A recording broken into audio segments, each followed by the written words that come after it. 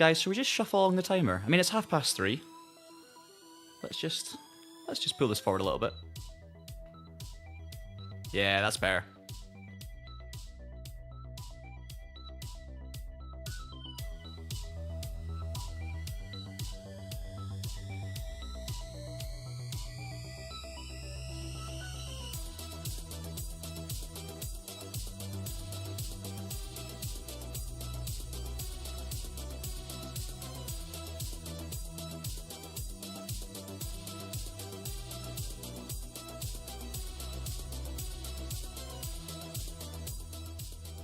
There was indeed a time warp because I am incredibly impatient and I'm just looking forward to getting on with this stream. Good afternoon, everyone. It's been a day of waiting. There's been a few surprise hotfixes, but I know some of the guys watching the stream, in fact, hello Dan, have been working very, very hard to get this underway so that we can all enjoy some LMU daily races. And, oh wow, it's going to be a bumper stream today. The longest one so far on LMU. I'm going to foray into intermediate races. I'm also going to have a look at some of the new GT3 cars. We're going to be trying out new layouts as part of the racing. It's going to be super. I'm really, really looking forward to it. Hello, everyone. Welcome to the stream. I've also started the stream without my mic on mute, which is an improvement on yesterday, so that is something. But what are we going to do today? What are we going to do today? Well, I was actually going to be streaming at 2 o'clock and doing the set of 3 races that I've got lined up, 3 different races, but we've basically just pushed that back by an hour and a half, let the cycle come back, let the hotfixes happen, and we're going to do the same cycle. So we're actually going to start with the WEC Experience fixed race at Bahrain Outer Circuit. That's going to be our first ever intermediate race on LMU. 2 times driver rating and 2 times safety rating influence as well in this race. And I'm very much on the cusp of silver 1, bronze 3. So there is a very clear target. And I know I've said this before on Road to Gold. I know I've said that I'll take it easy and be safe. And then I've gone against that by, you know, pushing the track limits and whatnot and being demoted again. I'm actually this time going to really, really make sure that I keep that silver ranking and hopefully increase it by a sizable chunk with the ×2 multiplier on there, of course. Then we're going to follow that up, so WEC Experience first. We're going to do it in the GT3 cars so I can show you the new Porsche. I was also swithering between the Porsche and the Aston Martin. I did a few laps in both cars, but I think the Porsche is more enjoyable to drive in this particular combo, so I'm going to use the Porsche for that race. Then, after that, because obviously this is a longer event, it takes almost an hour, we're going to do the V8 Victory race at Sebring in an hour and a half's time, so that'll be the race number 2. And we'll take, of course, the new mighty Mustang for that race. So that's going to be excellent. The Mustang around Sebring, amazing combo, amazing car, love the track, so that's going to be great. And then that should allow us then, as our final and third race later on, to do the Prototype Classic Trophy. You may notice as well, Monza Curva Grande circuit. So this is the version of Monza without the Turn 1 chicane. My first ever drive in a prototype in the intermediate category, of course. I have raced a few LMP2 races a year ago when they were beginner events, but now that I've got a silver ranking, now that it's an intermediate event, we're going to do our first prototype race as part of Road to Gold, and obviously it's another longer one with 200% fuel, a couple of pit stops, and no T1 chicane. It's also multi-class, so that's going to be incredibly exciting, and that's what we've got lined up for today. Let me bring my chat back up. Hello everyone, hello John, welcome back for another stream. We've also got Matt back. Magic Tap, how's it going? Christ T as well. Excellent stuff. Welcome along, welcome. Sorry for all the messing with the timings. It's just been that kind of day, and it's kind of been out of our control as well. We've had hot fixes and all sorts happening on LMU that I didn't expect this morning. Didn't see till too late as well for the 2 o'clock one. Hello Terj, hello Mark. Welcome back everyone. Hope you're all having a nice day. Obviously, it's WEC weekend as well. We're finally seeing the debut of the Aston Martin Valkyrie in the WEC in the 1812 kilometers of Qatar, which is excellent to see. And no matter what car is on screen, you can hear the Aston in the background, and it's magnificent. So here we go. Matt's in. Yes, Matt, signed up. Excellent. Maybe we'll be in your race then for this, and you're going GT3. That's what I want to see. Come and beat me. Let's get registered. No, I don't want the hypercar. I want GT3s, thank you. Right, we're going to try the Porsche. So this is going to be our first go with these new cars. Of course, the new DLC pack was released earlier in the week, and I was away in Newcastle actually filming some videos when that happened, so we haven't done a video on it or anything. This is my first time driving them on camera. My first laps in some of these cars was this morning. So I've got the Porsche here, which is one of the paid cars. It's a very cheap DLC pack as well compared to the other ones, so it's definitely worth getting if you're a big LMU fan. And then we also have the Aston Martin. There it is, the new version of the Vantage that's not really been seen in many sims, if any, before, so that's really awesome. And then we also have the free car, which I'm going to drive in the next race, of course. The Ford Mustang LM GT3. In all of its glory, in its V8 glory. So there we are. That's the 3 new GT3 cars. We're going to drive 2 of them today, and we're going to, of course, make the prototype debut. So I'm kind of killing many birds with one stone here. Or 3 stones, because I'm doing 3 races. We're going to try some of the new layouts of circuits. 2 new layouts happening today. We've got 2 new types of race event and intermediate. 2 multi-class series. I'm going to be driving 2 new GT3 cars, and I'm going to be doing prototypes for the first time on LMU. So plenty of first times today. When is the V12 Aston coming to LMU? That's what we all want to know, isn't it? Right, I've got 7 minutes till the event starts. Let's just jump in a practice session and get warmed up a little. Let me know where you're watching from, as always. I'm seeing a lot of familiar names, which is amazing. Hopefully you guys are enjoying this kind of stream series that we're doing right now. Obviously it's a bumper stream today. It's going to be a bit longer with 2 of the intermediate events, which last longer. And then there's a bit of a knock-on effect because you can't then register for the next race that's 45 minutes later because the event lasts longer than 45. Hopefully that makes sense. So there'll be a little bit of waiting in between, but it allows us maybe to drive the Aston as well and give you some thoughts on that. Because of course, that's a paid car. Not all of you will have the Aston Martin. So John's in Manchester. Stick Death in New Zealand. Excellent. Love New Zealand. Would absolutely love to go to New Zealand. As a Scottish person as well, I hear so much about the landscape in New Zealand being kind of similar to Scotland. And I love everything about New Zealand that I see. I love New Zealand television. I love the scenery, obviously the rally in New Zealand, the culture, everything. So Norway as well. Excellent. Georgia, US. All over the world. To be honest, John, that's kind of my thoughts from the few laps that I've done so far. The Aston was grunty. It obviously looks cool. It's just a little bit point and square, and it doesn't feel like it has the agility of the Porsche. That's why I like driving the Porsche around Bahrain. I'm always a bit of a Porsche fan. I didn't used to be. I used to actually hate Porsche when I was a kid, and I've grown to love them.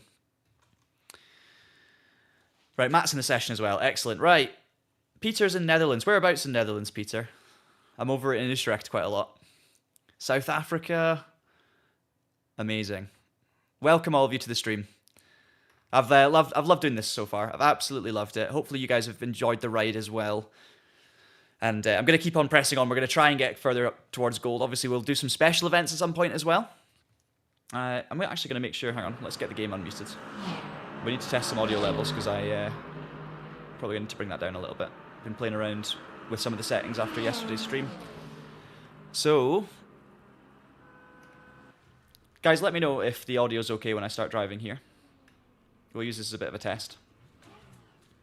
Yes. Watching WEC and MotoGP always late nights, yeah. Time zones are hugely different over there compared to what we're doing here. Right now in the UK, it is 3:39 PM. Right, I think that's going to be too quiet, so let's just bump that up a little bit. Right, let me know how the volume is for the car and we'll make sure that we're good.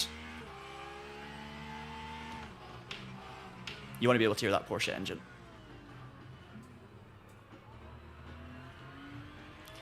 I also need to bring the chat up so I can see. Juggling a couple of screens. Right. How did that sound, guys?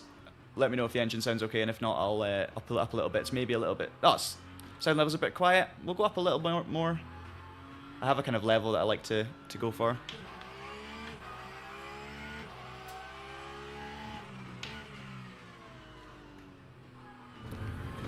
Let's go for... I don't want to make sure I'm not crashing into anyone. I'm going down instead of up, that's not what I want. Alright, let's go for... This might be too loud.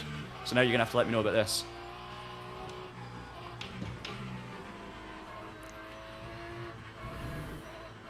Obviously, cool tyres, no tyre warmers, which is another part of the update. We now get tyre warmers on LMU for certain series. The beginner series will be running them, but not the Not the intermediate series and the advanced series, of course.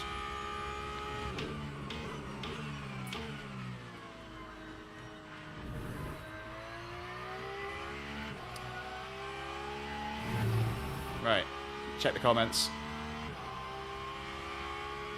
Okay, there we go. Hopefully this is okay. Just let me know if anything goes off, but I think that I'm quite happy with those audio levels visually, so just let us know. I will also be debuting another thing as part of the stream. You may have noticed there's a little ticker just the right-hand side of my my face on the screen right now. Yeah, this is the Mercedes F1 wheel. That's why the paddles are so loud. What was I saying? Yes, the little ticker. You'll notice Traction's there, Grid Finder's there, and also Go Setups. Now that's because we're going to be in the open setup race later. I've been very gratefully given access to Go Setups, which is a setup shop you can download setups for and subscribe. And I'm going to be trialing one of their setups for the LMP2 race later on, which is cool. This is a fixed setup race. This one though. Got some strange freezes that I had last week, and I remember it was something to do with the windowed mode, so I'll have a go at fixing that in a second. Get out of the way of this hypercar first.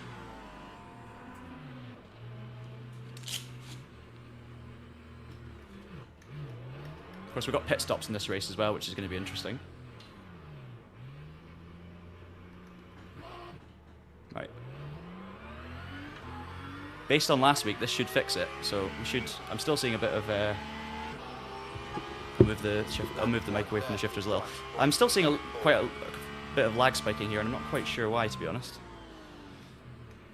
that's not great. Let's return to the pits.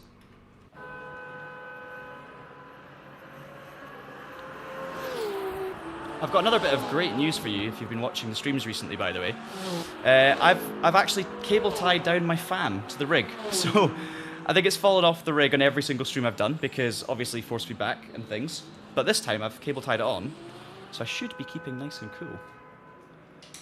Which is going to be very helpful considering I'm essentially doing a marathon today with 3 races, a couple of longer races and all sorts. So yeah, I'll just try and make sure that this is working, then I'm going to have to leave very soon anyway to enter the race because it starts in 2 minutes.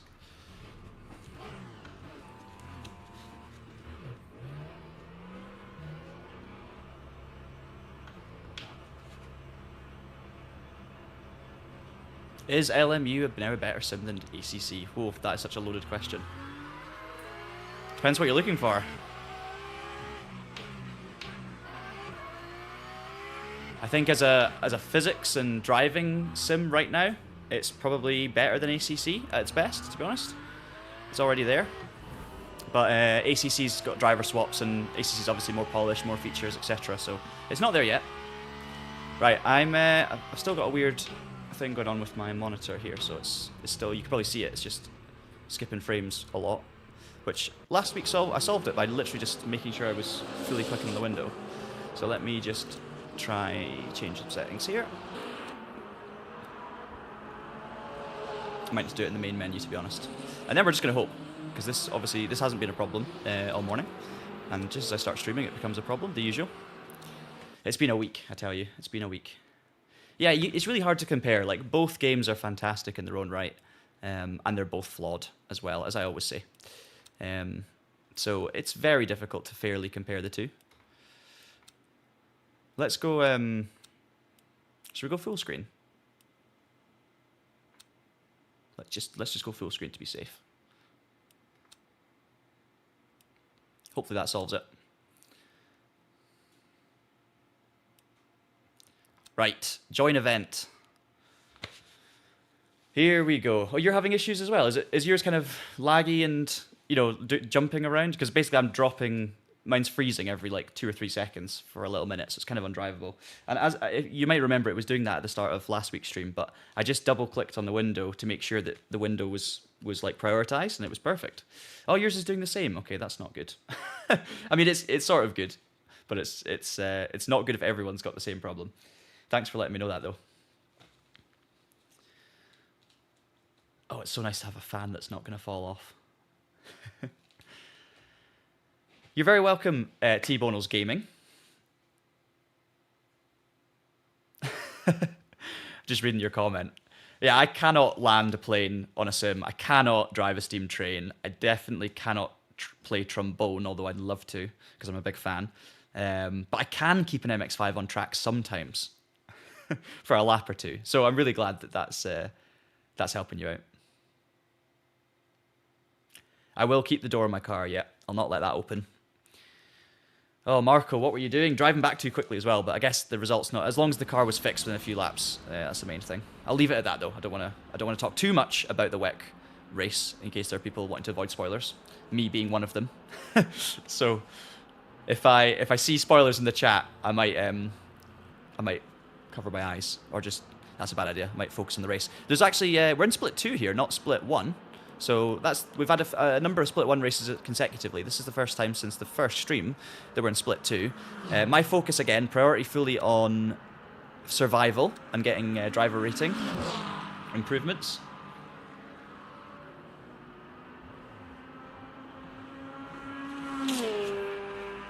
Just going to make some final little tweaks here. And then we're going to go into qualifying. The servers are live again. Yes, they are. Hey, excellent. I do love my music. I'm big on my music. I've played, in the past, I played violin or fiddle in Scotland, like traditional Scottish music. I played guitar for a little while. I got piano lessons for a little while. But my main instrument is drums, so cajon, which is like it's basically a box that you sit on, and you hit the box that you're sitting on, and it's a drum. And it's used a lot in various types of music, but I use it for Scottish trad music. And that was a big thing for me growing up, and it's still something I absolutely love, but it's not something I have as much time for these days. I'm spending too much time racing and making videos, and obviously the real racing commitments on the weekend, which are going to be starting up again fairly soon. So don't play too much music, but when I do get to a session or stuff like that. Yeah, do you know? I'm just going to wait. Sorry, I'm just going to prepare for qualifying before I get too distracted. Yeah, the fan is securely on by cable ties, but I was genuinely worried because I've got a hard floor. I was just really worried that the more I dropped it and it fell off the rig, it was actually just going to break on me, and we really don't want that. We don't want a broken fan, because then you'll get me sweating, and you don't want that on stream. I did actually have the rig falling apart this morning, though. It was a horrendous rattle, and I didn't know what was causing it. It's 2 times fuel usage, isn't it? So we'll leave it up a little. Not going to focus on a fast lap, though. Just want to keep it clean. Yeah, the rig was falling to bits this morning. There was noises coming from it that I didn't recognize, so I ended up having to fix a few bits. Okay, so we go 30 liters. It's using times 2 the amount of fuel, so let's just go for it. Qualifying. Let's hope that there's no screen freezing. Cold tires as well, of course.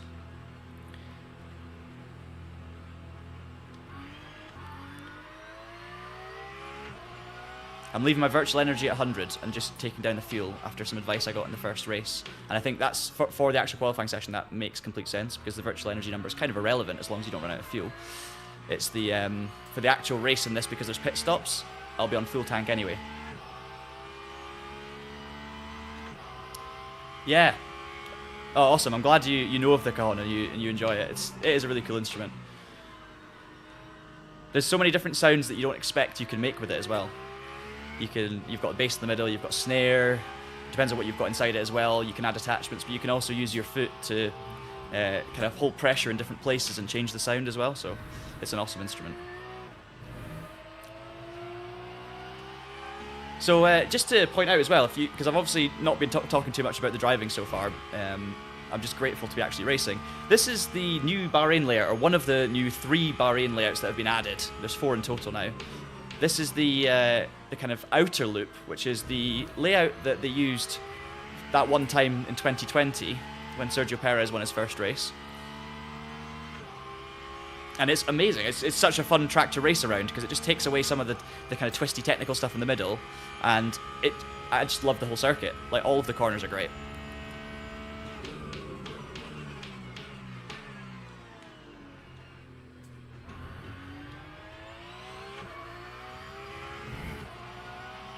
Okay, let's get dialed in. I don't think I'm in the same server as Matt, unfortunately. I think Matt's in the top split.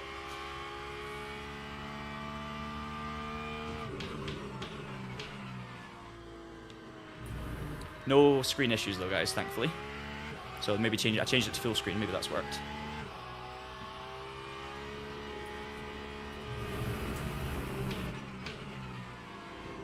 Okay, first lap, get a kind of safe banker in. Again, we're going to try and keep every lap valid, focus fully on safety rating, but also try and have a bit of fun in the race, whilst keeping one eye on safety rating.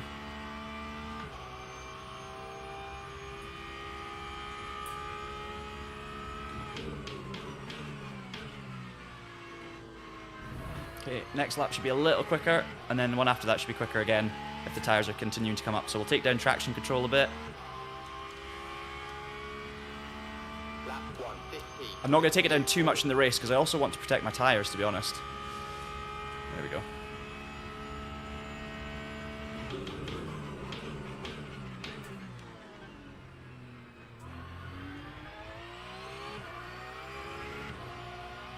Love the sound of this new Porsche.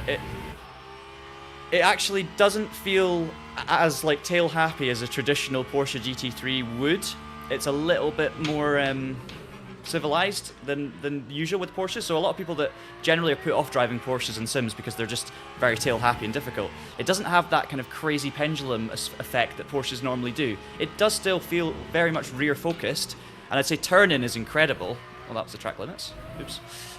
Turn-in is incredible, and it's very nimble and agile on the way into the corners. Traction's pretty good on the way out as well, but it just feels like a slightly safer version of a Porsche, but not worse in any way, not more boring or more numb. It just feels slightly more like, what's the word, civilized. It's a civilized Porsche GT3. Okay, I kept it legal. So we'll go one more down on this, and then we'll just focus now on the lap and the driving. We'll take the ABS down by 2 as well, after some good advice from Matt last time about what to reduce.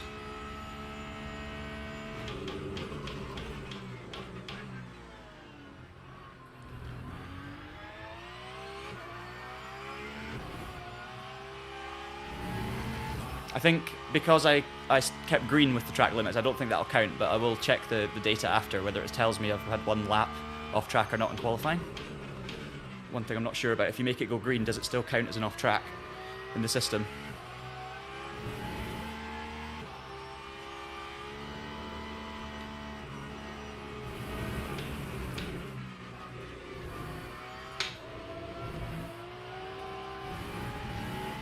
Definitely more time to be found there.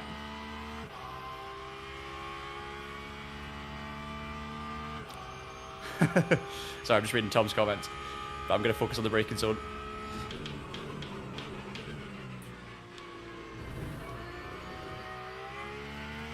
Okay, we'll get one more lap in? Yeah, we'll get 2 more laps in fact. Excellent, maybe even 3. I've got almost 3 laps of fuel, so I might have gone 1 litre too low in the fuel, that's the only problem.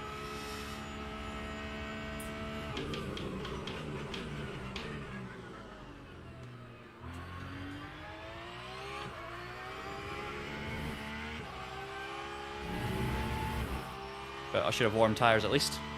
Love this layout of Bahrain.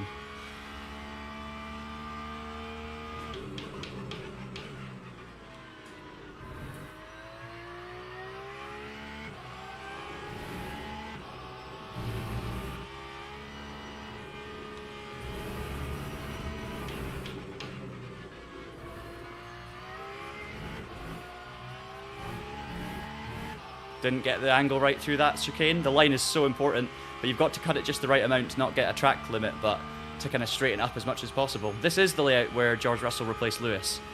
Absolutely. This was George's Mercedes debut, this circuit. A little bit too much oversteer on the exit, right? Maybe 2 laps to go here, but I've got 2 laps of fuel, so I'm going to run out on the last lap. Let's make this one count, and we'll fuel save if we get it wrong. 4th on the grid, but it's super close.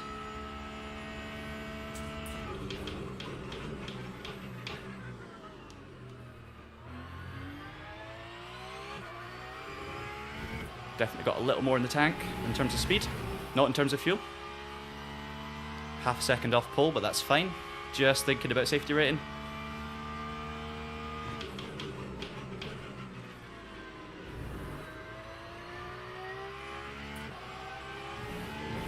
Oh, 2 sideways there, but we're 2 tenths up.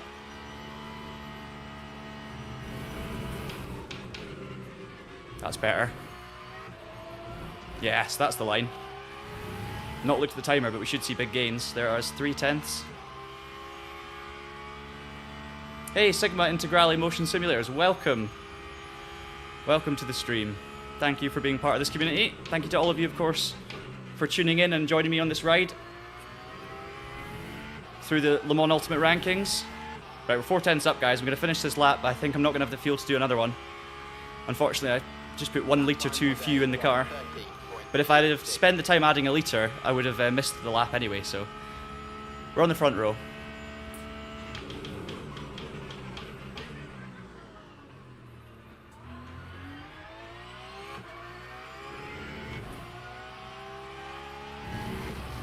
What I will do, though, is I'll save enough petrol, I'll do some lifting and coasting so I get the lap in and keep it valid, because that'll help my safety rating.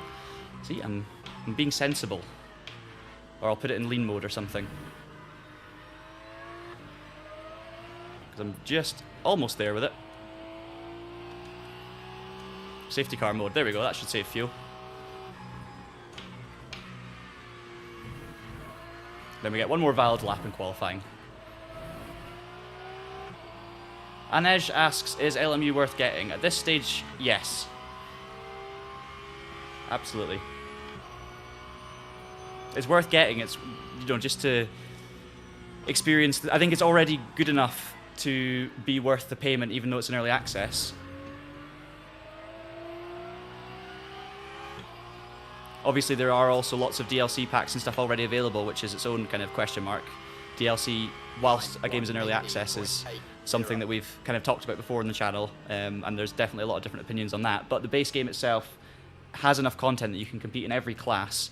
You just can't compete around every single circuit necessarily.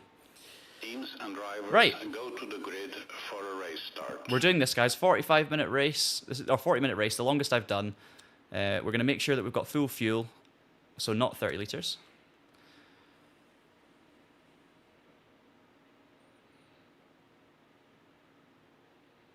In fact, let's just load the default setup, because that'll be the right kind of conversion for the energy. Load default setup, there we go.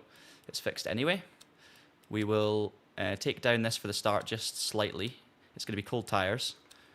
So we'll take it down by a couple of clicks, and then we'll do that more when we get going. 50 seconds, right. Whew.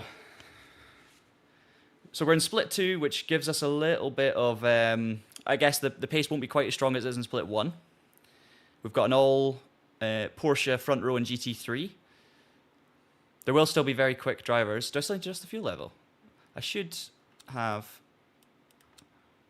87 litres should be about right on the virtual energy, though. Because the default should be about right. I mean, we'll take it... Oh, yeah, okay. Oh, sorry. Thank you, guys. I don't think I'll need all of it, to be quite honest. Because I think the pits, I think you could do over half the race on 1 tank. So, but we're going to be playing it safe. Let's very quickly bump down. Let's set the fuel menu while we can.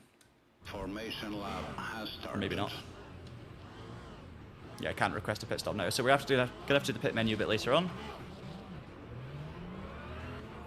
So for the first lap, we'll get on the relative timer, and then we'll worry about the traction control and ABS once we calm down a little bit. I don't mind keeping it high for this race, to be honest.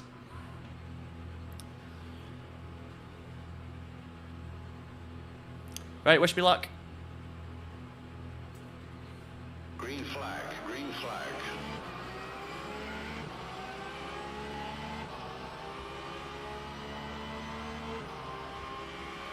Right, nice and easy. Cold brakes, cold tires, turn 1.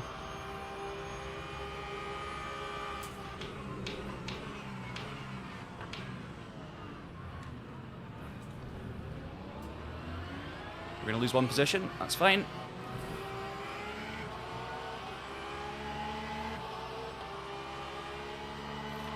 I don't mind having a safe go at this guy, just because if qualifying is anything to go by, I may have a slight pace advantage.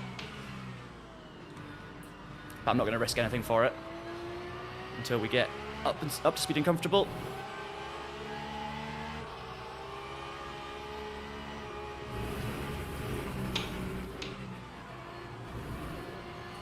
I also haven't really had the time to experiment with track limits too much, so I'm not really going to do it in the race, but you can see there the driver in front of me using more curb on the kind of the right-hand hooked corner just before the chicane, so maybe that's something I can look at doing, but it's, again, difficult to experiment too much during a race, you know.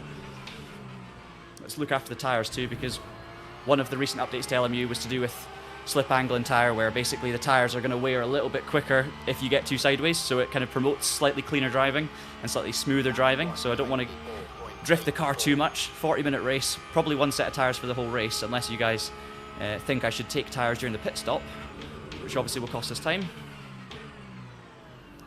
Ferrari hypercar off. Ferrari hypercar on. Right, let's start bumping this down a little, one step at a time.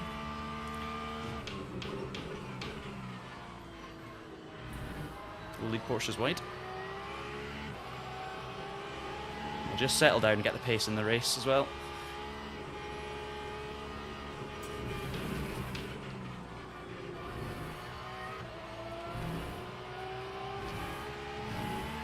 Okay, so we'll bump that down to, we'll go 6. We'll go 5 actually, just be a little bit cautious with the throttle. We'll go slightly rearward on the brake bias, just to give us a little bit more turn in. And then we'll go ABS down a couple of clicks, maybe 9 for now. That's fine, I don't mind. Again, play it a little bit safe, keep the car safer rather than kind of faster, I guess. And then we'll just settle down into this race now. Lap 3.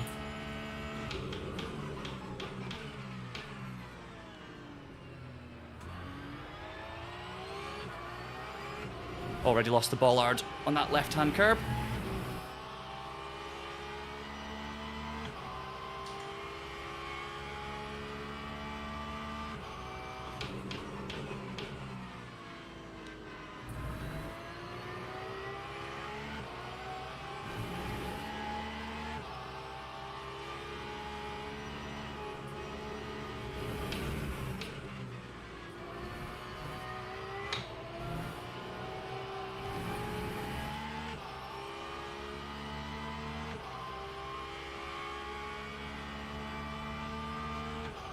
Got about 17 laps on the usable energy, so that's what we need to watch out for. Obviously, this is the first time where usable energy's really come into it in one of these races, because we're actually going to make a pit stop, so we want to try and maximise the stint length, and that's where you need to know your virtual energy numbers, or what it actually means.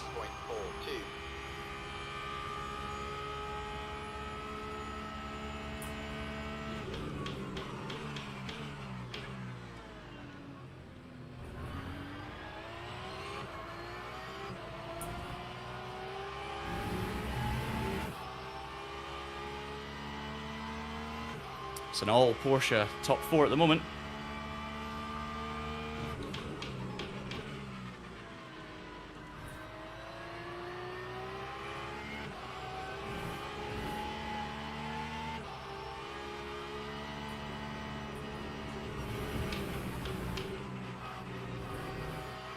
That's going to be a cut track for the car in front.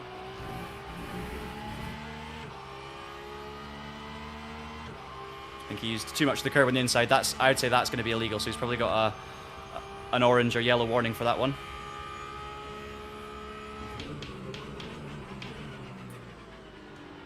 Missed my braking point.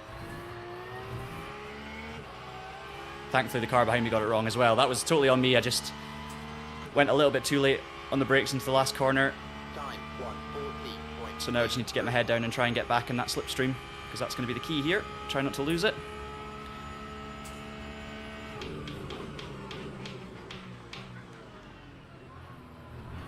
Lap traffic's also obviously going to play an effect, because hypercars are going to be lapping us eventually, and it's quite a short lap, lots of power sections, which is where the hypercars are really going to gain over us as well.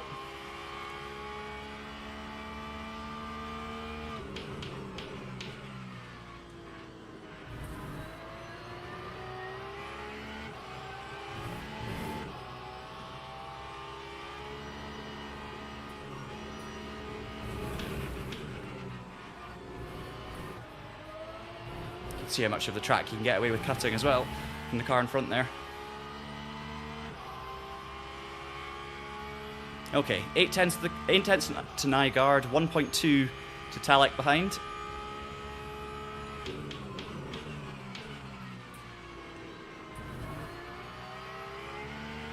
That was better. Right. Yeah. John, it's worth getting if you can get the base game without the content. If you're struggling for cash, that's an important thing. Because even just having the base game, you can enjoy it so much. But obviously the game's going to continue to get better in the future as well, so it's not going anywhere. I wouldn't worry, you know, if you can't justify it right now, it's only going to get better. And maybe you can pick it up on sale at some point, and then I'd definitely say it's worth doing.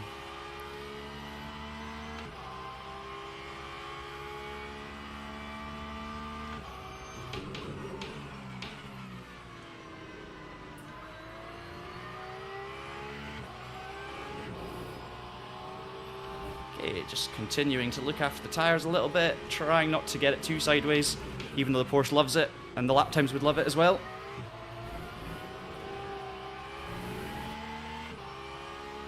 It's been a bit of a slow boiling race so far, and I think it's going to be like that for a little while. Our pace seems quite similar between, I guess, the top 4. Not a huge amount of variation. Without mistakes, we'd still be right up a P2.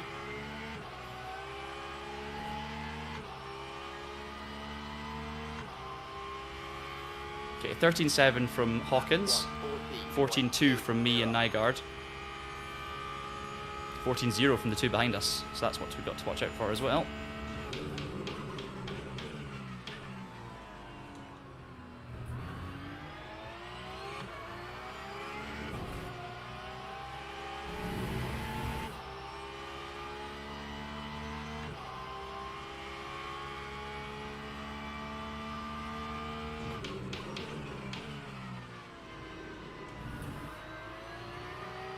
Course, lap times, as the fuel load goes down, the tyre wear goes up, so the fuel load's going down at 2 times speed, where the tyre wear is at natural speed, so that generally means that the fuel will go down quicker than the tyres are going to wear compared to usual, which means the lap times should get slightly quicker, I would say, as we go through the stint a bit.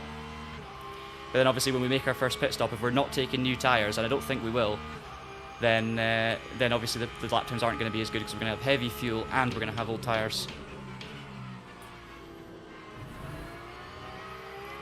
I don't know, if you guys are experienced in these races and you think we should take tyres, even if it's, you know, one side or rears or fronts or whatever, do let me know. It's a joint effort. That's a 13.9 for me, that was a bit better.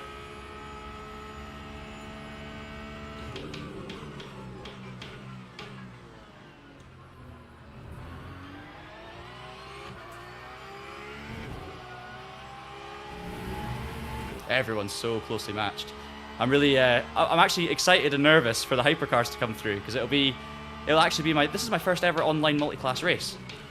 So obviously, say first ever on LMU. I've done plenty of online multi-class racing before in various classes on games, but in various games, but I've never done an LMU multi-class race online. So I'm actually very excited for when the traffic comes through. It's going to really mix things up. Goodbye second place. That made it easy. I feel for Nygaard. He was doing a good race, maybe feeling the pressure for me behind, just using a bit too much of the curb. I think he was a bit more aggressive on the limits than I was through that section. Obviously just got caught out there, so real unfortunate. But everyone's so close, he's just going to lose a lot from that. He's actually stayed third, but it's taken away a potential scrap later in the race. Obviously good for my race, because I can just focus on looking ahead. I can focus on my apex, I can focus on my tyres. Here come the hypercars. Here we go.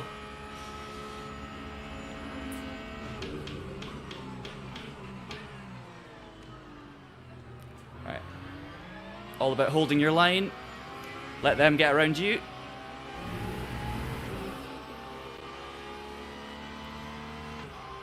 So don't do anything, basically I just need to not do anything unpredictable. Hold my line, drive sensibly, predictably, and then obviously if they go down the inside, don't turn in on them, just let them have it. That's kind of the target here. I don't mind too much if I lose a little bit of time, because I'm just going to be focused on the safety ranking and let the race come to me, like we've done a few times so far.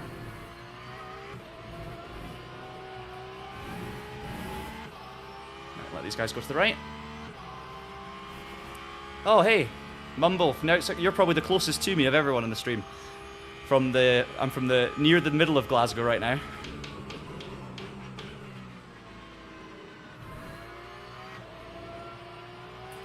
Right, all of these guys are going to get me on the straight. That's perfect timing.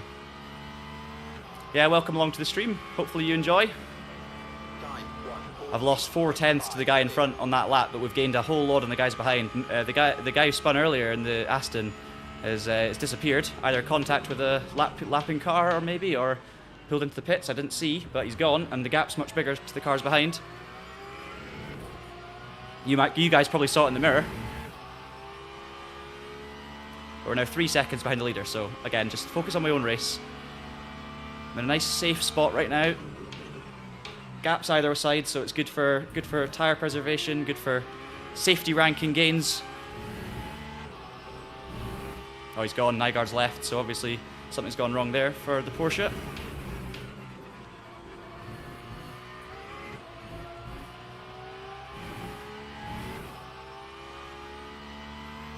Right. 10 laps to go before the pit stops.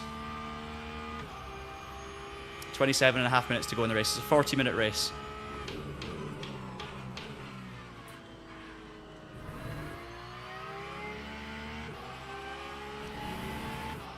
Yeah, I was just saying at the start as well, the Porsche, it's not as wild as Porsches can be on other sims. I would definitely say that. It is possibly still wild relatively compared to like the Mustang, for example, but as Porsches go, this one's pretty stable, actually.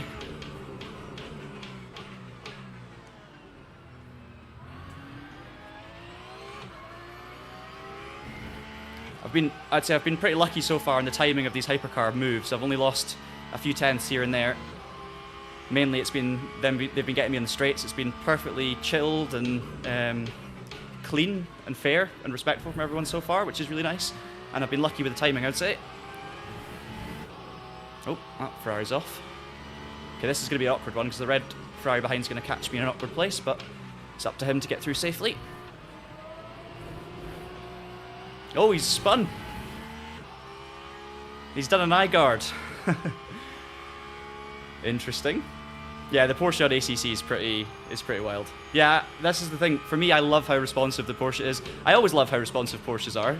That's the kind of general trait that I love about them and why I love driving them, because I'm someone who loves rear-wheel drive cars. I like feeling everything underneath me, and I can cope with it, and if I bin it, it's my problem. So I think this is the thing. Either you want the instability and you enjoy it and you crave it, or you just don't like the fact that it's unstable.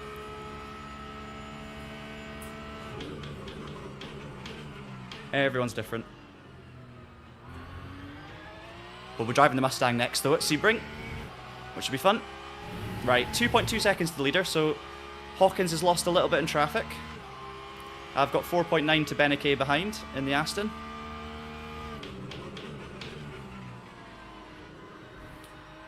Don't know how my tyre life is compared to the other guys, but hopefully it's alright. I am driving it a little bit sideways sometimes, just with the nature of how you get speed out of this thing, but hopefully it's no more than other people. But I might be totally wrong. Yeah, 100%. It is totally subjective. And that's what's great about it, right? We can all drive the cars we want to drive. Through goes the Lamborghini. Ooh, on the brakes early. Speaking of that, by the way, did you guys spot, if you'd have been keeping an eye on the Traxion website, Race Room seemed to have kind of done a sneaky preview of their next car, or one of their next cars, and we are pretty sure it's the Lamborghini SC63 that just passed me, so we could be seeing another hypercar coming to Race Room, or I think the first hypercar coming to Race Room, actually. So that's cool. You can read about it on the Traxion website. Tom wrote an article this morning. We were discussing whether we thought it was a Lamborghini or not.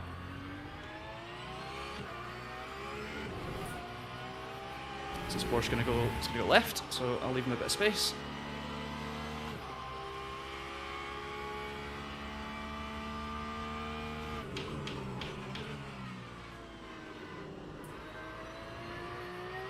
Now this is going to be interesting with these two behind me now, coming up to this twisty section in the middle. Hopefully no one sends it. Ooh, I've actually got it wrong. Gonna lose that half a second there, easy. or 3/10. You can see it going up towards half a second in the top right.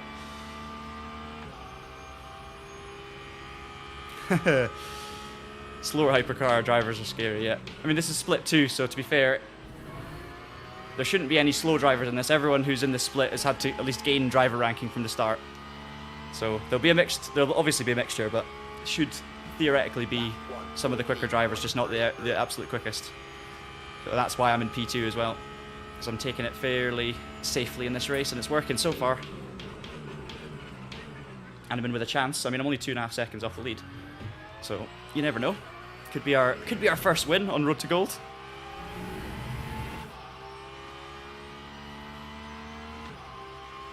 If you can lift, okay.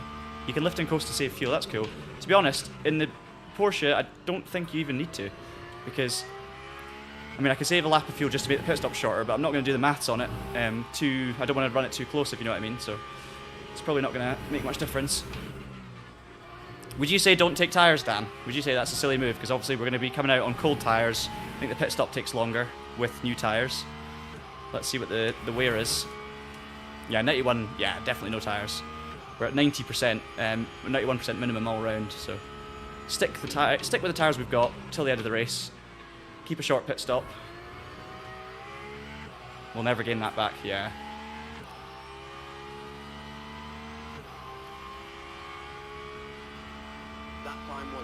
The old LMU Road to Gold learning process, first intermediate race with pit stop, so you kind of, yeah, I always start, when I do these things for the first time, it's always a case of, right, go in with no expectation, just get through it safely. Doesn't matter if I pick the slower option as long as I pick the right option and don't get disqualified or something. And then you obviously learn from that, and in the next races you can take advantage of it a bit more. So we're 2 minutes away from the halfway point here, and I've still got 6 laps of fuel, so we won't need a full tank of fuel. It's going to be a case of trying to work out how much we do need.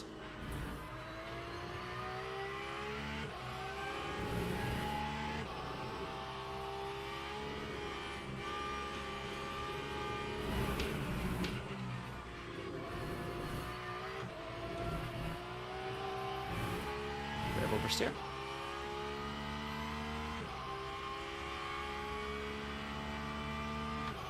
Hawkins eking out a little bit of a lead, getting me by 2 or 3 tenths a lap at the moment. I'm not driving the best. Beneke is kind of, I think, been around about there for a while now. I'm doing low 14s. They've also, if you notice the top right, that's new to LMU as well for this update. They've actually added the last lap time as well as the best lap time, so you can see not only your best lap, but your current pace, which is really nice. I was a little bit nervous that hypercar was going to send it, but thankfully not.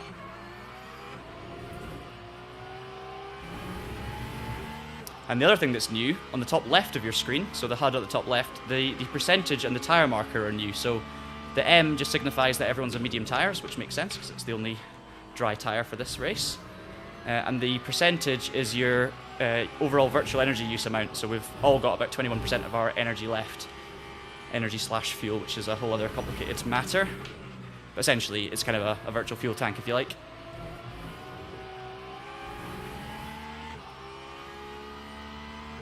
Yeah. Oh, I've got race engineers in the chat. I love it. 4.5 litres per lap, around about 60 litres on the stop. All right. Thank you. What a service I get doing a stream on Traction. People help me and tell me the answers rather than me finding out things the hard way. We're going to request a stop just to kind of take down the fuel ratio a little bit. But yeah, I can definitely see us needing about 2/3 of a tank. It kind of makes sense, doesn't it, considering how much fuel we've used so far. I'll maybe take a bit more just to be safe, but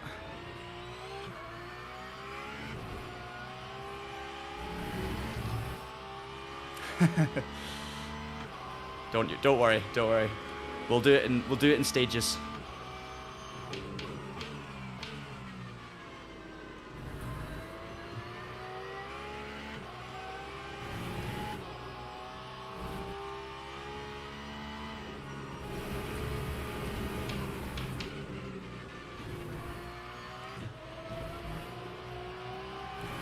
Losing time through that chicane for sure.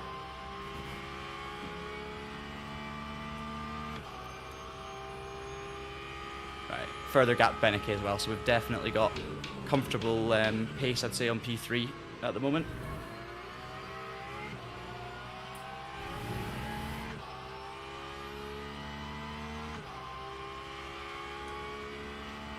Time 1:14.05.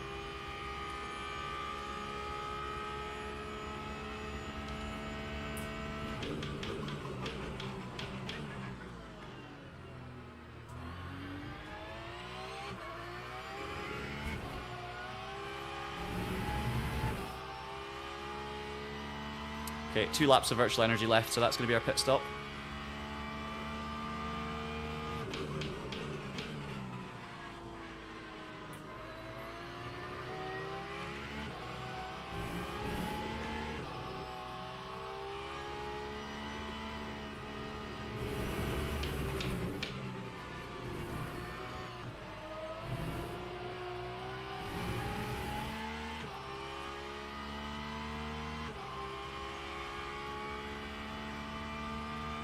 Okay, so next time by is going to be the pit stop. I think I'm going to take around about 67 litres of fuel. I think that's probably safe enough, I would say, to get us that extra laps, whilst not losing a crazy amount of time with a huge amount extra. I think that's what we're going to go for. Time 1:14.16. Which is what's set up. No tyre change, so we're good.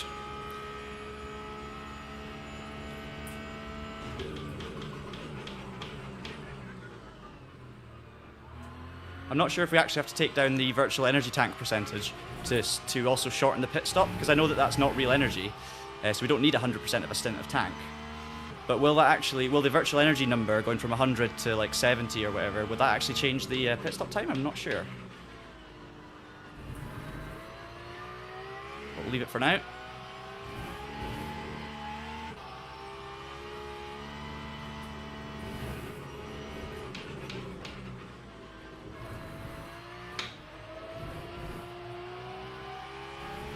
Yeah, you think it does? Well, what we'll do is we definitely don't need 19 laps. So we'll take it down to maybe, what, 70%, something like that? Probably not get it there in time, but we'll get down a bit at least.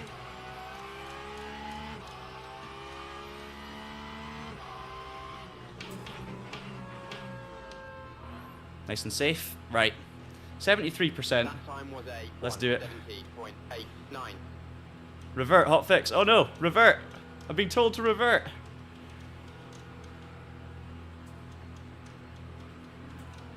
What, to 100%?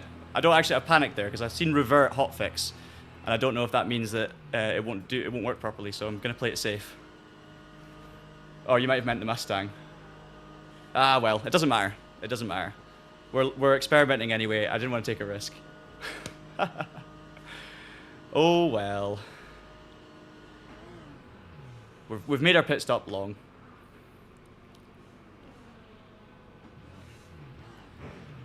The problem is if you listen to Le Mans Ultimate's social media channels, you're gonna you're gonna listen to the advice, and then I'm gonna, like, if they tell me to jump off a cliff in my Porsche or drive off a cliff, I'm gonna drive off a cliff. So we've definitely made our stop longer because of a panic, but it's fine. I wasn't gonna take a risk. We're just going for safety rating, you know. I've lost position now to both of those cars, so the race win's gone.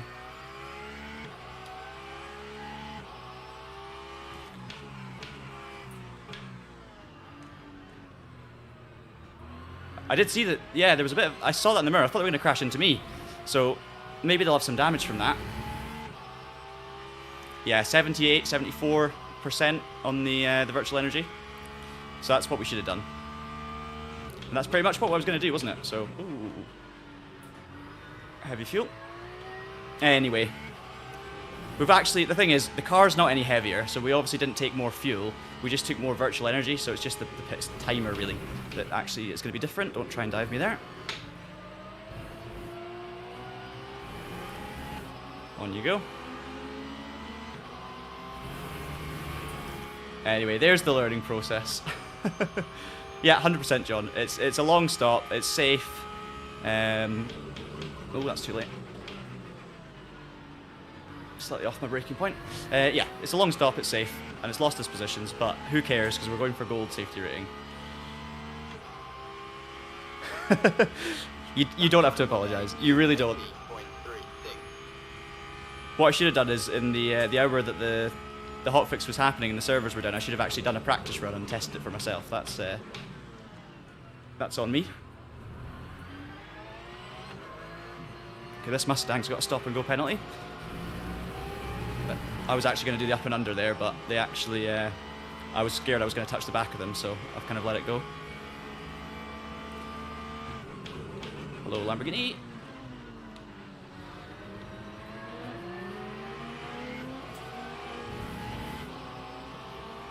Glad I saw them coming.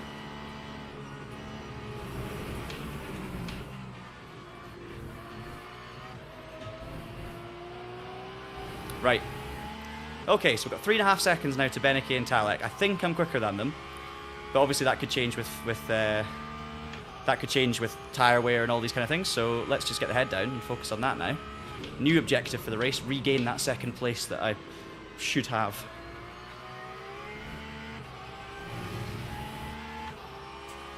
They're going to battle out as well, and I'm on. I've also got full fuel, so that's going to make a difference to handling. 1:15.63.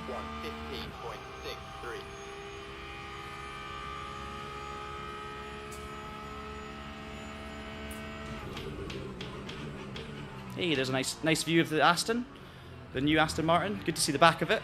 Not good to see the back of it, obviously, but you know what I mean. A nice chance to have a look at the new car on stream anyway. That's not for position though, that car in front.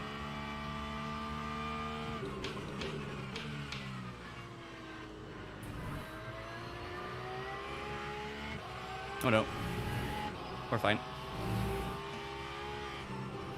Is that going to give me a penalty for passing under yellow? Because he backed right off and let me go. Hopefully not.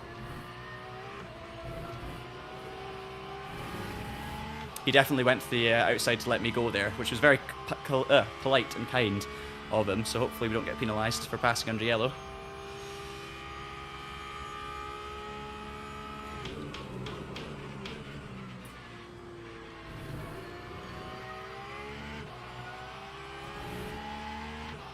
Only 11 minutes to go.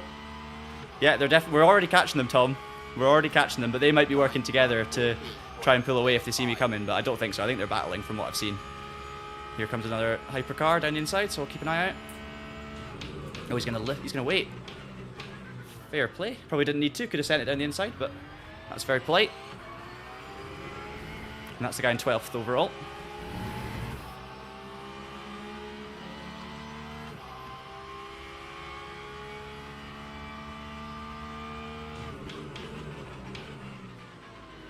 Just a reminder, from this race we're going to go to the beginner Ford Mustang Sebring race so that we can get a third race in later. And we're going to make our prototype debut around Monza without the first chicane, which is going to be awesome.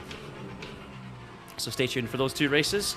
Maybe a bit more excitement in those two than this one. This one's been kind of a slow burner, and we could still have a great battle towards the end. I'm still very much hopeful, but at the end of the day, the objective is to get gold, and this race so far is definitely helping me with the safety ranking thing. Maybe not so much the driver rating, but we're still in a good position, so I'm sure it'll be fine. We're not going to lose, that's for sure.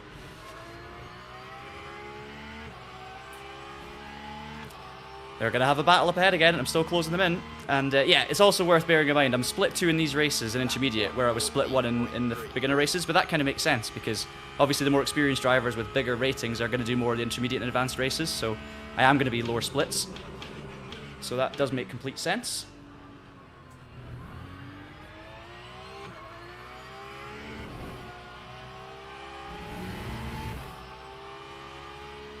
Alright, 2.1 seconds, come on.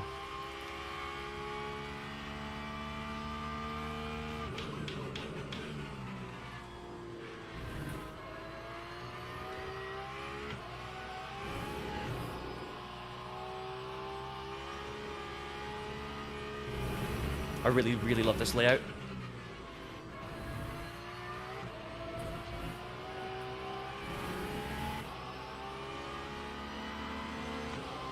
Just easing to the outside to show them which direction to go.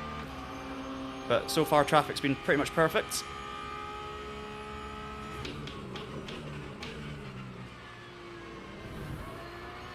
Oh. Ooh, problem for the Porsche. A little bit of a screen freeze, potentially. I don't know if I want that. I want them to keep battling. Because now Beneke's going to try and run away when I try and make this move. That looked like a very small screen freeze or something. A bit of a delay when the car was on the exit.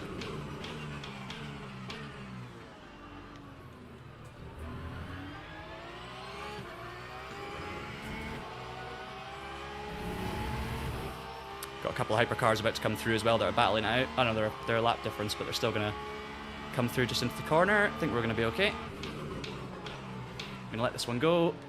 Yeah, that was predictable. I saw that coming a mile off, so I just backed off a little bit, and it's lost me a bit of time, but kept me out of trouble, which was good. I thought that Porsche might get spun there. But you win some, you lose some, so it's okay.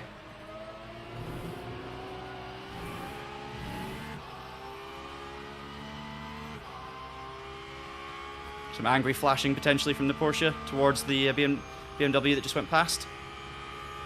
That's the first problems I've really seen in the traffic, with my own eyes anyway.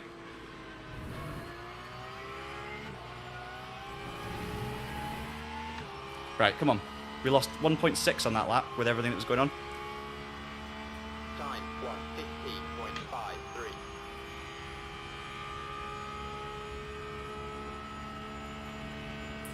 If I want to keep up my record of improving the results in every single race consecutively that we've done in this series, I need to finish third or better. Third will match my result from the last race last time, and that will mean that we've still not gotten worse from one race to another. It will happen, of course, very soon, because we're now up onto the podium. It might happen in this race, but I'll try and keep it going as long as I can.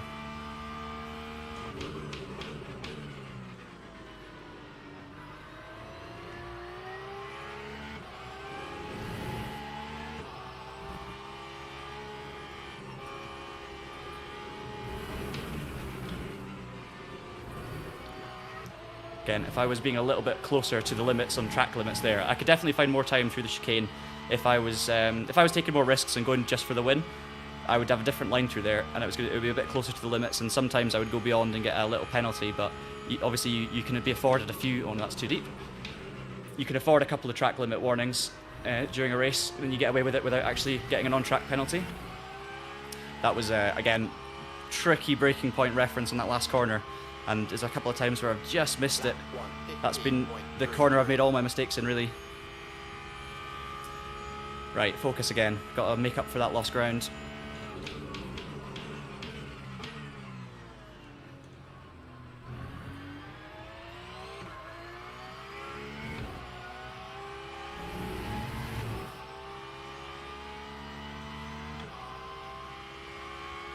Six minutes left.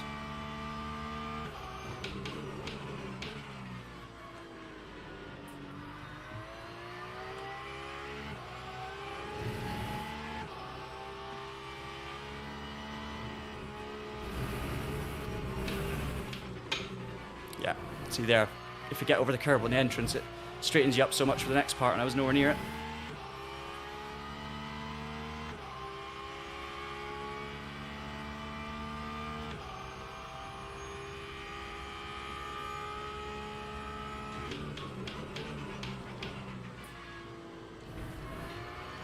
Well, that was a track limit trigger, but it's green, so it's okay. I've only had green track limit warnings in qualifying and the race, so we'll see in the kind of breakdown of the scores afterwards whether that gives me an invalid laps or counts against my safety rating at all. I don't think it will, but at least we'll know for sure.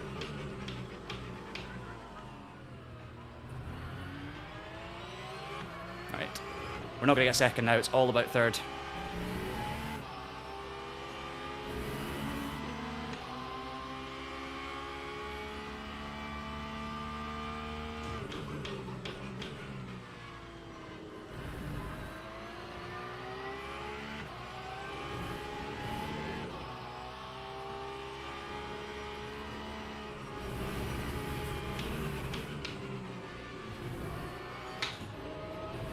Ah, too much oversteer mid-corner.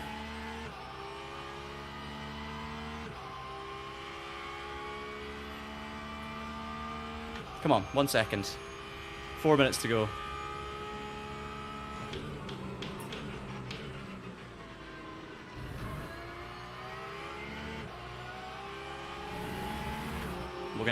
going to take down the traction control a little bit here. Just one click, just to give us a tiny bit more performance now. We don't need the tyre as much. Hopefully that doesn't kill us. We'll find out.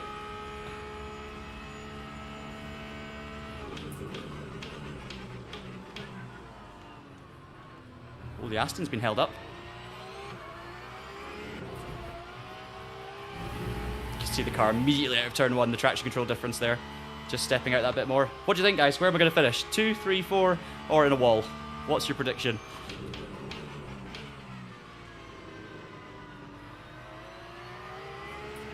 Okay, I can definitely feel the traction not being there, which is, I think, a good thing.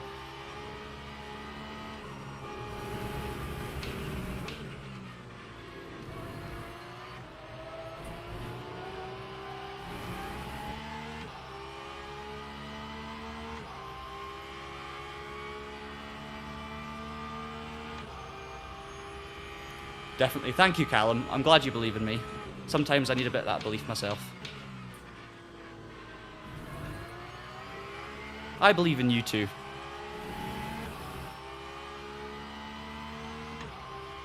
Right, 1 second. Come on. Tabeneke, that is. So there's 2 of them. It's still up for grabs here. 2 laps to go. Definitely still up for grabs, especially if they go for it. They get into a battle. Here comes a hypercar. It's fine.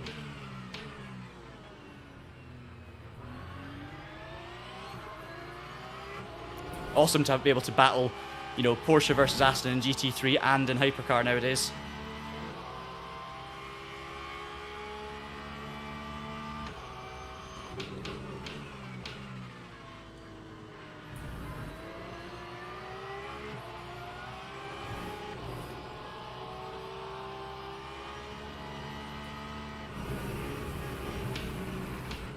Obviously, I haven't actually battled these guys yet, so I have no idea how aggressive they are with the defending, if they leave room or not when you go down the inside, so we'll have to wait and see. Or they'll defend the inside, maybe. Yes, it is the Merc F1 wheel. I'll show you on camera in a little bit.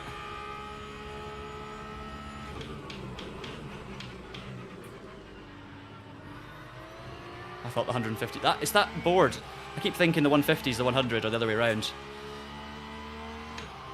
Need to find a better reference point. Right, last lap. I've ruined my run onto the straight, but they're super close. So come on. Let's do it.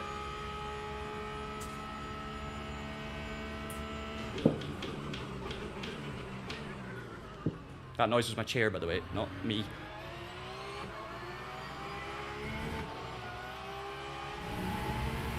Brake pressure. Oh, it's so close.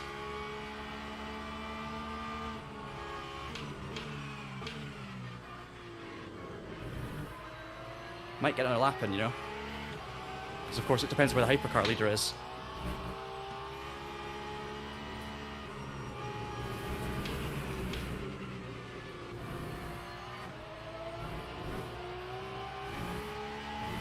Ah, not quick enough. Not good enough. Good. It's been a really good lap for Talek up in front, I would say. I've just not been good enough. Yeah, it could have been my back, to be fair. Ah, the 150 board's gone. That might be why I'm thinking the 100 board is 150. Pretty sure it wasn't there, or it's been knocked over. Okay, we'll get one more lap in, guys. Hypercars 2.7, 3.5, and 3.7 back. So that is definitely something to watch out for. That could help us out, because we're at the back of the train here, or it could hinder us. Nothing to lose.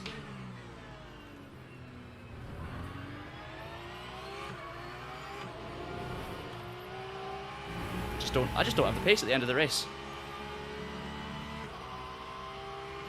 Oh, this Ferrari's going to be in an awkward position going into this corner, I can tell. Yep. Oh, yeah, that's it, gone. Had to really get off the... I had to actually slam on the brakes in the exit there when I was getting on the power, just to not hit the back of that Ferrari, but it's okay. This could get ugly. Yep, it's got ugly. That's such a shame. That Ferrari causing a bit of chaos on the last lap.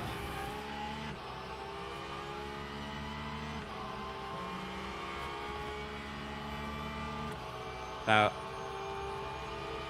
it's got damage, I think. Oh, and then the hypercar, the Ferrari's gone off. It's absolute chaos. I was honestly, I was kind of tempted to just let him have P3, but he backed off and just let me go. I was honestly thinking about it, just because he didn't deserve it. But I mean, it wasn't anything to do with me. And then he kind of went really safe and slow on the straight to let me go. So maybe he was big damage. Real shame. Anyway, we got P3 in that. So it continues. That means that we've had no one result has been worse than a result previously. So every single result has either gotten better or maintained, because that's now 2 third places in a row. Obviously very different circumstances, because it was split 2, it was intermediate run, and also it was obviously multi-class, so a much smaller class. But I'll take it. I'll take it. 3 minutes, what? Oh, can we get to the quarter 2 race? I was actually going to do it to the Mustangs, but I could just jump in that race right now, you know? Let's do it. I don't think so. No, I think it's half. Is it not half 4? The next one? Because this one was 3:45, so I think you're wrong. I think the next race is. I think the previous one was half 4, so the next one's at 5:15. Because obviously that event lasted longer than the 45-minute cycle. Yeah. I didn't want to take third like that. I didn't like. I kind of deserved better until obviously the pit stop was what got me out there. Like, it wasn't.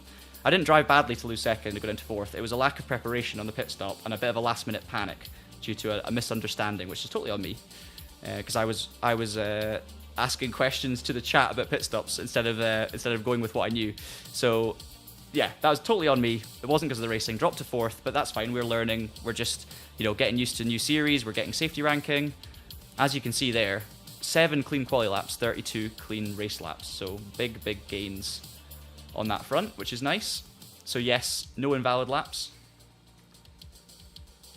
I was actually expected to be on pole, and I wasn't. I was expected to qualify in the top half. No, sorry, I was expected to finish first. So I was the highest ranked driver in that race in the class. But you know what? I'll still definitely take what happened. Fastest lap times. So Hawkins run away with it, 13.7. Very well done to Toby. Just deserved the win fully from start to finish. Anton Beneke got second in the Aston. Consistency paid off. I was third. Unfortunately, Benjamin ended up fourth with that incident with the hypercar. It was so predictable as well. You could see it coming a mile off. So yeah. Hey, thank you so much. Thank you so much to Sigma Integrale Motion Systems. Just gifted 10 memberships. Amazing stuff. Much appreciated. Hope you guys are enjoying this new kind of format that we've got going on Traction now, that we're obviously working to build on in terms of regular streaming. We'll keep the video content up as well. We'll keep the amount on that the same. But obviously on top of that, we'll bring you more live stuff, more sim racing, and it just allows more opportunities for me to talk to you guys, form some opinions on some proper online racing, and that'll just hopefully improve the content and everything else. So, amazing stuff. Okie dokie. So, that was positive. We gained lots. We got a podium. We didn't win, but you know, makes it more interesting. When we do eventually win, it'll mean more. You know, the more races we do. It's our 5th podium. So, let's have a look at what we've got next. V8 victory in 29 minutes. That is the one. That's the one I'm going to do next, in the Mustang around Sebring. So I'll maybe drive the Aston first at Sebring just to show you the new Aston Martin, and then we'll jump in the Mustang. And that should be a bit of fun. It's a beginner race. It's not going to be as heavily impacting on safety rating and stuff, but it's just going to be amazing to try the Mustang. I love racing around Sebring. It'll be the first time as well I've done that on stream. Yes, we can definitely see the rim. That's for you, Ted Bear, and also for Callum and everyone else. I will show you the rim in a second. And after we've done the Mustang race around Sebring, we'll be able to do... Hang on a second. Oh yeah, because we're still registered, that's showing up. Basically, there's an LMP2 race, or a multi-class race with LMP2 open setups at Monza without the chicane that should appear here, and that'll be the race we do straight after the Mustang race. So that's going to be it. I'm going to practice Sebring, don't worry. I need to be prepared. But I kind of want to drive the Aston for 10 minutes on stream, just to show it off, and then I'll drive the Mustang for the race. So we'll do that. 10 minutes of Aston, and then we'll jump in the Mustang. I'll show you the wheel though while it's loading. I'll wait till it's loading. So we've got 2024. Only one layout of Sebring. Actually, is that not? No, that's not true. We've got the school circuit as well. So the kind of the first corner and then the last sector essentially. And then we're gonna go the Aston. You'll need to give me tips, Matt. Do you have any tips yet on the setup for the Mustang? Have you done any races in it yet? This will be my first. We'll just we'll put the grip higher because it's probably gonna be like saturated or fast on the circuit, or what's the word, heavy. Tire fuel usage will be ×1, so that's fine. No, there will be tire warmers. Right, let's do a few laps of the Aston. Okay, whilst it's loading.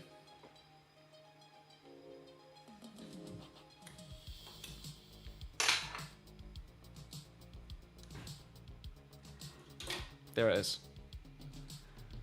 I haven't put any stickers on it yet, so all of the buttons are unlabeled.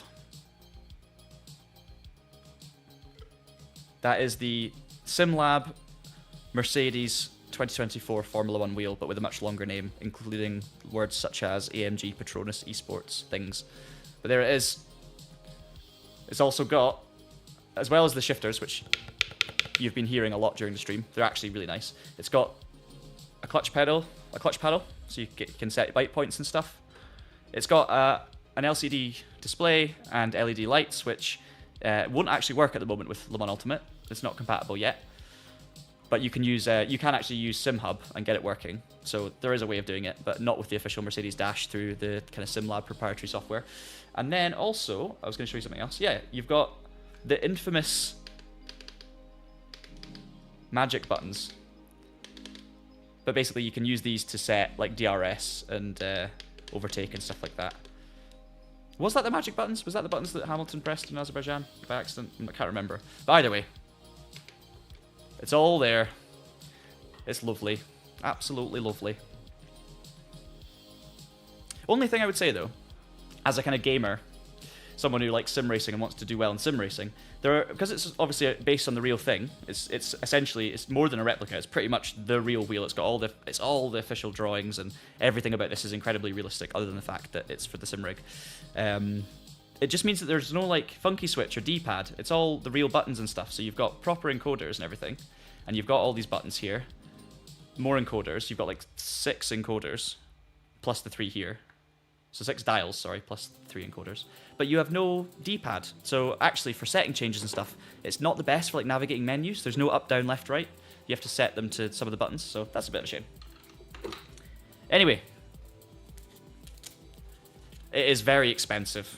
I'm very grateful to have been sent one for testing and reviewing, because it's very expensive and there's no way in hell I'd have been buying one. But hey, if you've got the money and it's the kind of thing you want, it's definitely worth looking into. Okie dokie, let's drive the Aston briefly before we jump in the Mustang. We're 1/3 of our way through our bumper LMU stream. Hope you guys are enjoying. That race was a little bit of I would say it was a bit more stale than the other ones, but it served its purpose. You're going to have to, for races to be great, you also have to experience races that aren't so great, right? And that one was a bit of a safety run. I got through it. We still got a podium. It still had some good moments, but it wasn't thrilling, let's put it that way. Okay, let's do a few laps then in the Aston Martin just to show it off as a new car to LMU, and then we will jump in the Mustang and get ready for our second race. Yeah, pretty small windscreen. I've actually raised the seat position slightly. I'll do that a bit more. Just, I like sitting tiny bit higher, just for better visibility, because obviously in the sim you change the seat position, it doesn't actually change center of gravity, and it's obviously a very easy adjustment, so that's what you do. Yes, letterbox windscreen. You've got the track map of Sebring up there, same as usual. It's got the kind of classic Aston Martin Vantage GT3 dash as well, which is very familiar to those who've played R Factor 2, driven the car in other games. And it sounds very similar too. Great bark when you change gear though. Yes, love that sound. Okay, even though we had tyre warmers, it's still going to be cold because the pit lane, you have to drive backwards down it and then forwards, obviously.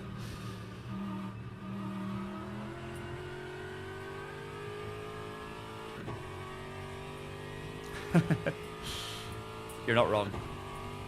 There's very little visibility of the actual thing you're doing. Sebring's an awesome track as well. So this is, I mean, to be fair, the Aston and the Mustang, in theory, should drive fairly similarly, I would say. The Mustang's maybe a little bit more beefy, like Lexus-like, from other sims. And the Aston is a kind of more of an all-rounder, really, I would say.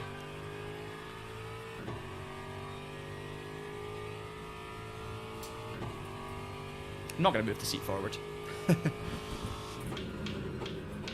To be fair, I could. I probably could. But no, we'll stick with this. A little bit of height. You can see obviously the green lights on the dashboard flashing when the traction control's kicking in. Oh yeah, the R Factor 2 seat adjustment sound. Do you know, I've been playing R Factor 2 for a long time, and I only very recently realised that it was actually this week. My colleague Ross and I were in Newcastle, and he told me, I didn't realise that when you adjust the seat in R Factor and it makes that noise with seat, it's actually the word seat. I didn't even realise it was the word seat. I thought it was just some strange UI noise, like a kind of duck being strangled. Didn't realise that it was someone saying the word seat over and over. I love it.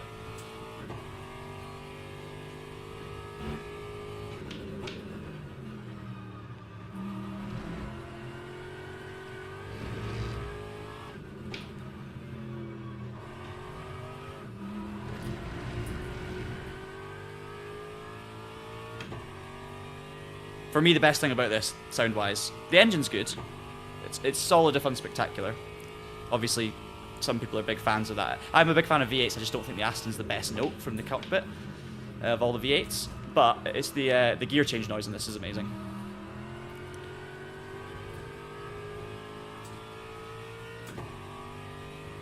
Oh yeah, I can imagine. We'll maybe have a quick look. Right, let's see, we're getting the tyres up to temperature now, so we'll go on a little bit more of a push.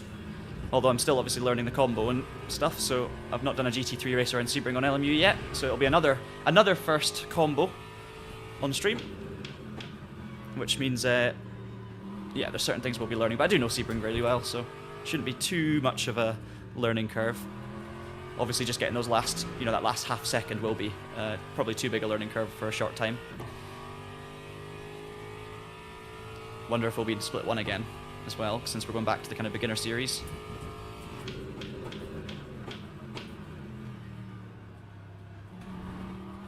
Still feel like I'm getting heat in the tyres. I think it doesn't feel like it's quite there yet.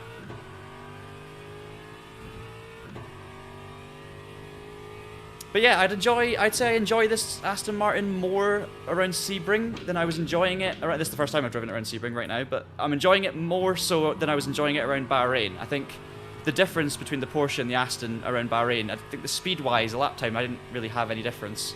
But feeling, I just preferred the agility of the Porsche, and I felt like the Aston, I think, relatively was just feeling a bit lazy. Now, obviously, I haven't driven the Porsche around Sebring, so maybe I would feel the same once I'd done that. But at the moment, out the box, the Aston kind of suits this circuit, really. It feels like it kind of absorbs the bumps pretty well.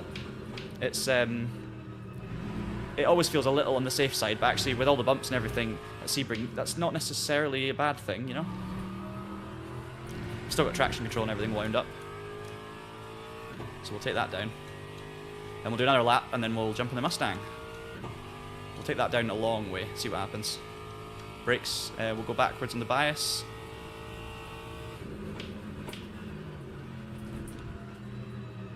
Now the interesting thing about the Sebring race as well is it's basically the only cars you can pick are the 2 V8 free cars. So it's the Mustang or the McLaren 720. That's the only 2 cars you can pick for that event. So basically, if you have the free content, you will have every car that you can possibly drive in the race, which is kind of cool. Only other example of that, of course, is in LMP2 and GTE.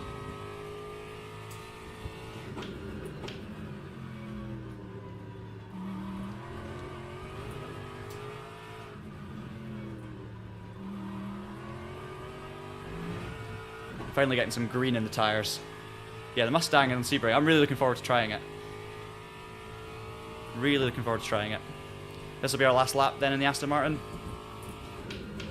But to be honest, I'm still, even though I'm going to drive in the Mustang, this is still helping me learn my braking points, because I think it'll be relatively similar anyway. There'll not be a huge difference between the two, I would have thought. characteristic-wise, some subtle differences, but they're both front-engined, you know, bigger GT3 cars, so they're going to be different from the Porsche, from the McLaren, the Ferrari, for example. More similar to each other.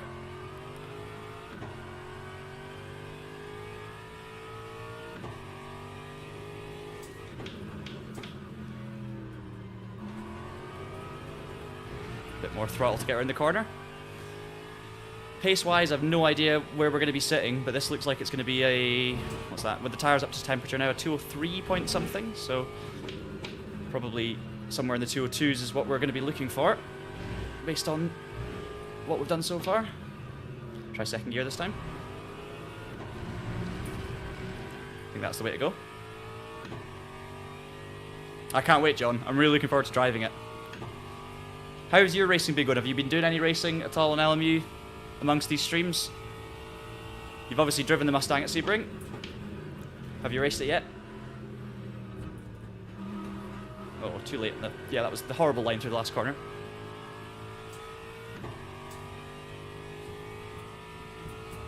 That time was a 203.3. Thank you, Piers, for delivering the news. Right, let's have a quick listen to it on the replay.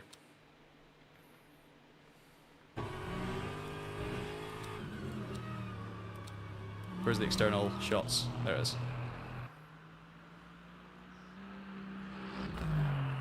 We'll turn it up for you guys.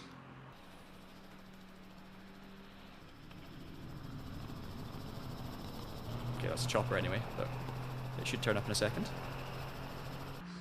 I have a trackpad, not a mouse, so I can't really get rid of the HUD instantly unless I maybe click it.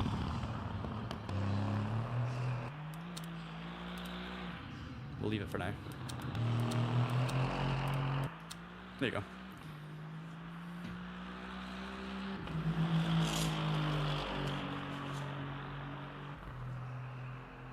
Sounds good. This is the first time I'm hearing it on external. Oh, the rumble's incredible. And you can really hear the smacking of the gearbox as well. Proper industrial sound. Love a good thwack on a gearbox casing. It always just sounds so purposeful, menacing.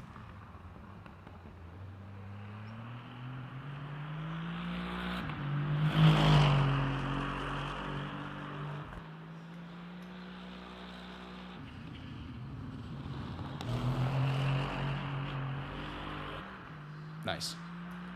Excellent stuff. Love a good thwack.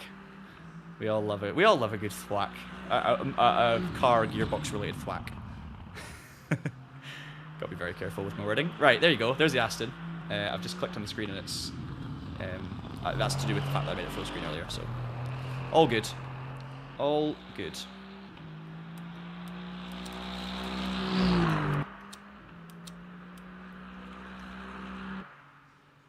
Awesome stuff. Right.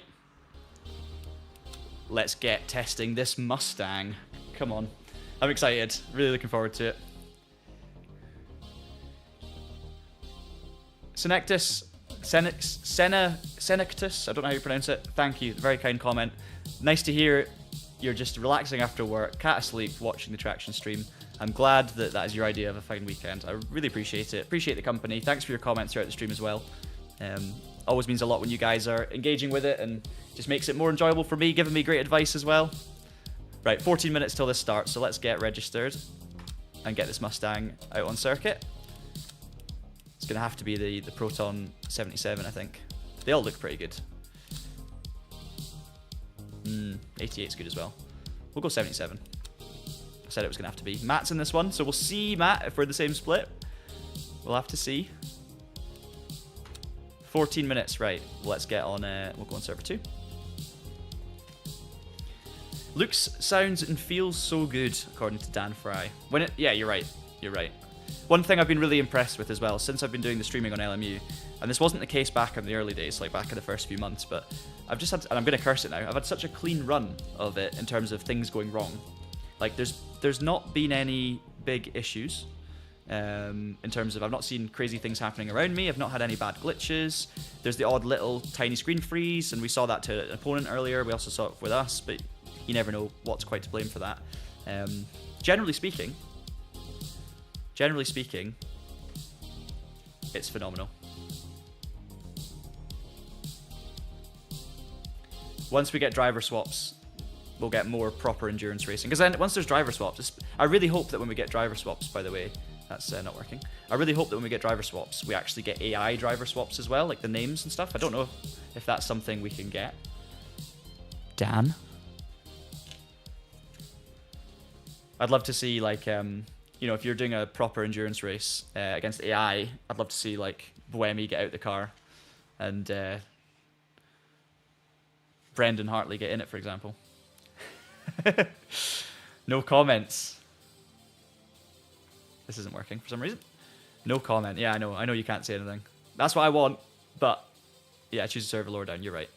That's what I want, but also I think I'll settle for driver swaps online as well, so that I can ruin Ross's race for him. Okay, let's go lower one. Thanks for the advice. They're a lot quieter, and hopefully that works. Unable to join the server. That didn't work either. 9 worked. We're good. We've had a few questions about how it compares to like ACC, for example. Let me just find who asked that question. Franny Doric? Franny. How did the physics compare to ACC? Physics, force feedback, better than ACC in my humble opinion, and I am a big fan of ACC. I'm more defensive over ACC's force feedback, based on, because a lot of people say it's quite numb, and people that are negative, obviously there's lots of people positive about it as well. The kind of negative narrative about it is that the force feedback's numb and is a little bit just like kind of feelingless. And to be honest, I would agree that it is relatively a little bit numb, but overall it feels pretty good. When you have it dialed in, it feels good. And yes, that's probably one flaw, with the force feedback's slightly lacking detail, but it still feels super immersive and realistic as a kind of overall package. This just, handling and physics wise, that's where this is the best. Like this is better than anything. I always said that about R-Factor 2, and LMU's the same. This is better than anything when it comes to force feedback and physics of the cars that they're simulating. It's just brilliant for realism, absolutely brilliant. Which just means that you just have to get all the other bits right. And there's still plenty of time. Early access, you know, plenty of time. 40 litres of fuel. We've not got that much time left to practice, because I've been blabbering and showing you the Aston, which is good. Okay, let's do it. Tyre warmers as well for the first time. We're excited. I'm excited about this. Driving the Mustang.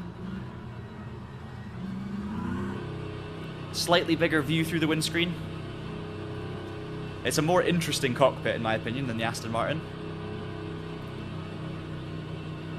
You've got the names of the drivers: Ryan Hardwick, Ben Barker, Zach Robinson on the... is it Zach? No, I can't see that middle name. Can't remember who was the third driver. Ryan Hardwick's the bronze, and then Ben Barker.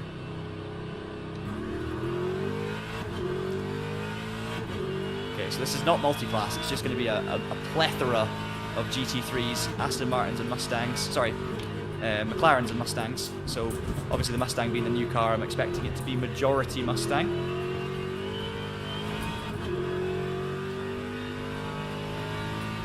I also realised, guys, sorry if the music that was playing was kind of doubled up and sounding a bit weird. That was my bad. I forgot to mute the other part.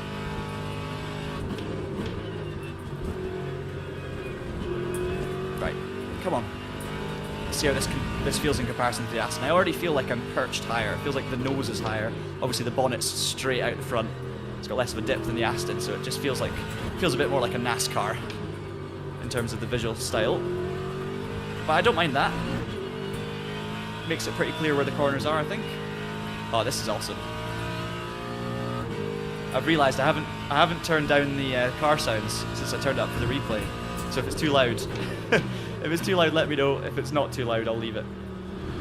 Maybe you just want me to shut up.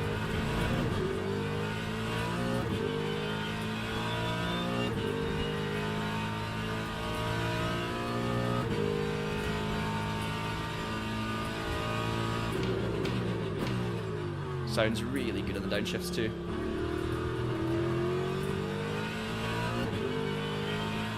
This is a better sound than the Aston, in my opinion. Similar, obviously, but just more guttural. Doesn't have the same good sound on the upshift, but the downshift sound immaculate.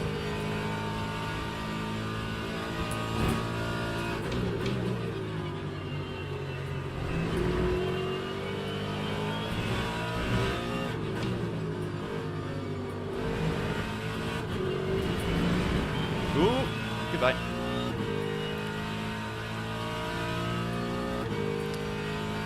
You guys happy with that sound level? I know the car's a lot louder. I don't know if you can, I mean, you might want to drown me out, but can you still hear what I'm saying?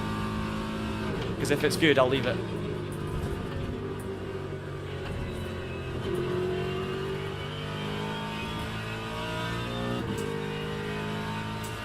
Awesome. Yeah, we're all happy. That time was a 2. Please stop talking and let the car drown me out. Okay, excellent. I'll leave it there. I'll leave it there, especially for the Mustang V8 goodness. Awesome. We're all happy. Ooh, that's understeer. We're still, even though we've got tyre warmers, we still need to bring the tyres in for a couple of laps, I would say. But I can start mucking around with some settings now, so we'll take down traction.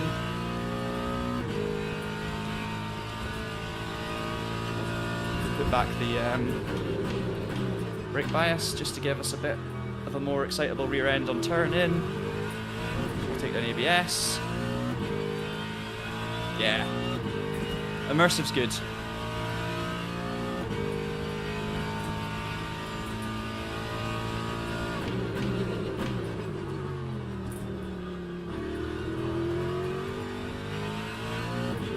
Got about 10 minutes, maybe 8 minutes till the qualifying session.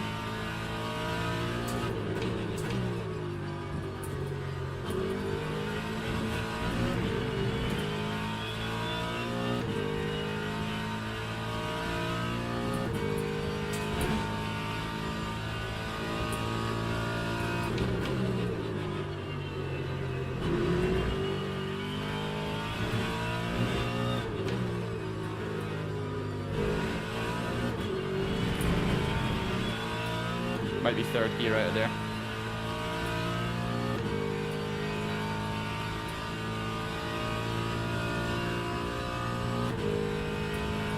I've not really thought too much about the kind of feeling differences with the FFB with recent updates. I don't know, I've not really been paying attention to that because there's so many other things going on. Goodbye, Mustang. But I don't know if there's been a bit of a change to low speed stuff, hasn't there? 4.59. I think there was a bit of a change to the low speeds. I might be wrong. There was definitely a change to like slip angle and how it affects the tyres. I thought there was maybe a change to slow speed, but I can't remember. I still think you know, when you're at low speed, sometimes you do feel a little bit kind of uncertain of what's going to happen underneath you. But hey, that's also semi-realistic. 2039 fastest time on the server at the moment.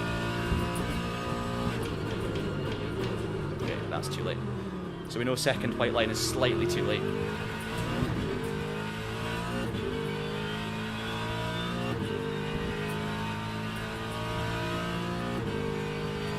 I'm loving this car. This is such a good combo. You were so right, guys, when you said this was a good combo. It just feels like it's designed for this.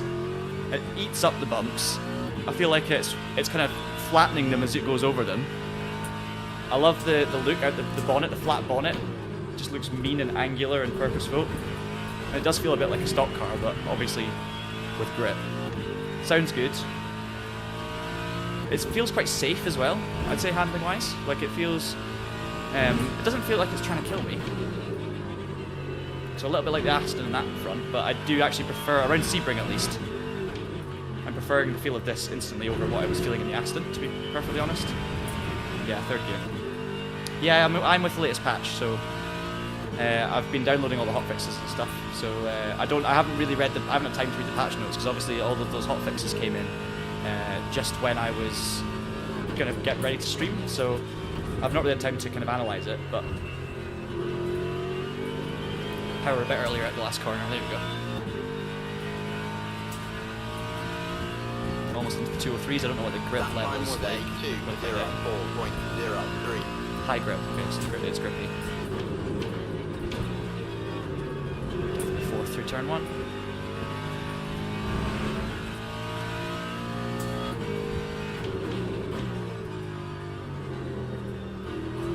Ooh. Is that lap gone?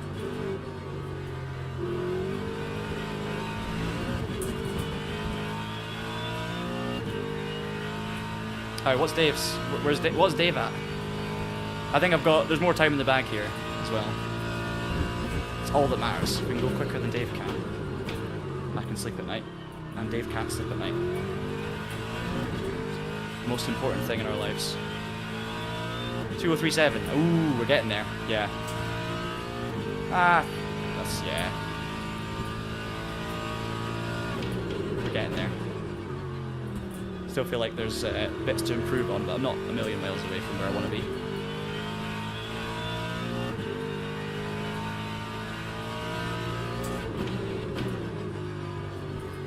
There's also the same thing again. Really, I don't really want to be taking too many liberties with track limits, but it's not as bad as the last race. So this race, I'll have less of a kind of panic about track limits because we've kind of got ourselves a long way clear of the cut line, and obviously this being the beginner races, the impact's slightly less overall anyway. So don't get me wrong, I'm still going to try my best to keep it within the white lines at all times.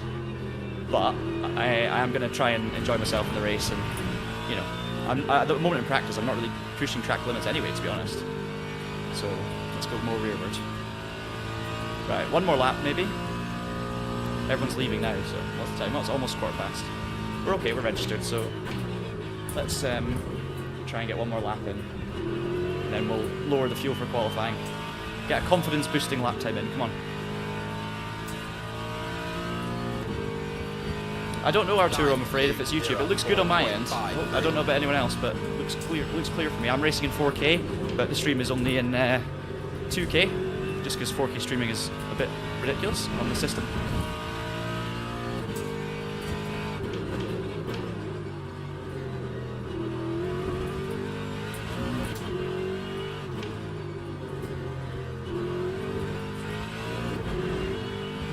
Alright, come on. We need 310s to beat Dave Cam.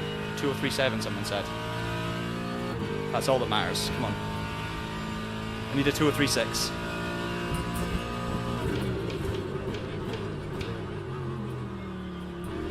Too early on the brakes into the chicane, into the hairpin, but actually, it's alright.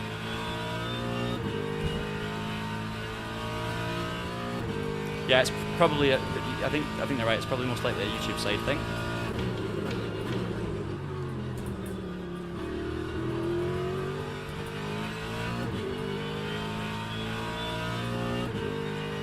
Tense up.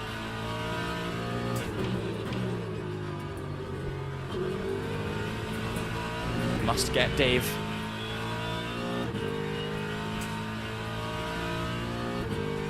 Really, really enjoying the Mustang though, guys.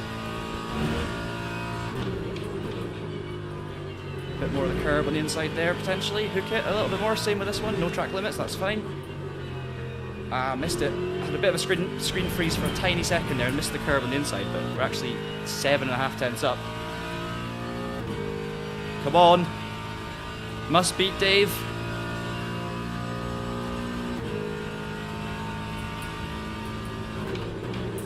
Don't know where I'm braking. I've actually just I've just moved my steering wheel and wheelbase on the rig by pulling too hard because I'm so excited about beating Dave. Right, that'll need tightens, and we're about to go in a race. Anyway, 203.3, did we do it? I don't know. Stop! That's a big rattle. Yeah, the force feedback settings are obviously quite high on this SimuCube. And it's rattling things. I mean, it's worrying when you can do that. You can probably see... Let me join the event. That's not great, is it? I'm gonna grab a tool. I'm gonna grab a Allen key. Can't speak. Quick, quick.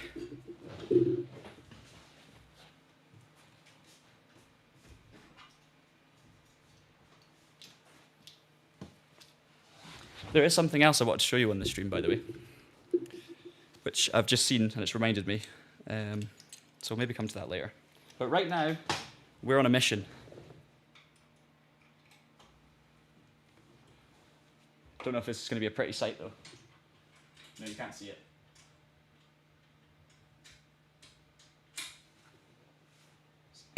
It's not a pretty sight anyway, so we'll get rid of that.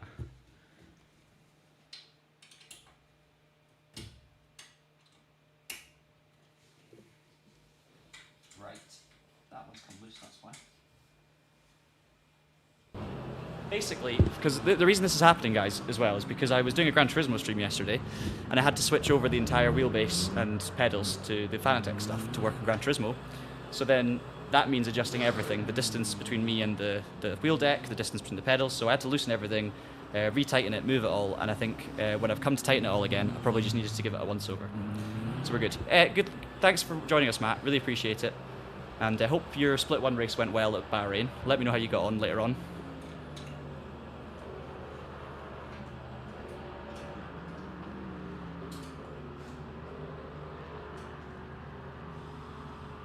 These streams are just my way of finding out how bald I'm getting, because every time I lean over and do something and pick something up from down here, I just reveal to the world what's going on top. Oh, I'm top split. Oh no. Right, get some water down me, and then we'll get ready for quality.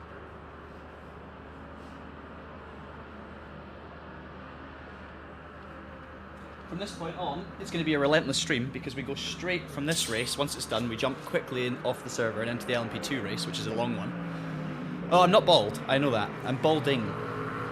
Balding, like Claire. Right. Qualifying, fuel, I don't know, 20 litres, 25 litres. Should be good.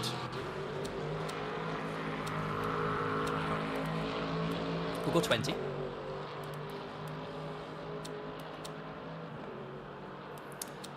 Right.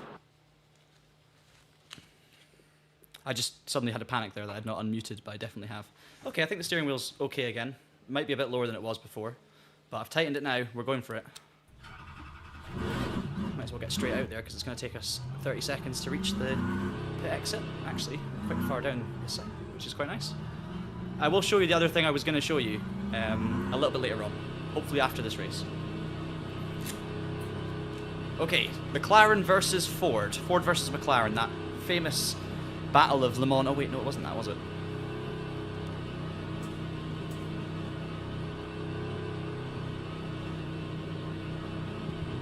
What are we aiming for in qualifying, guys? So we're top split. I don't think I'm going to be the quickest because, again, first race in the combo, but my pace was, I think, okay in that practice session, low 203s with race fuel. So we'll have to see where everyone's pace is at here. I'll just look after the tyres, warm them up a little bit in this first lap. Let's see if we can get a top 10 in qualifying.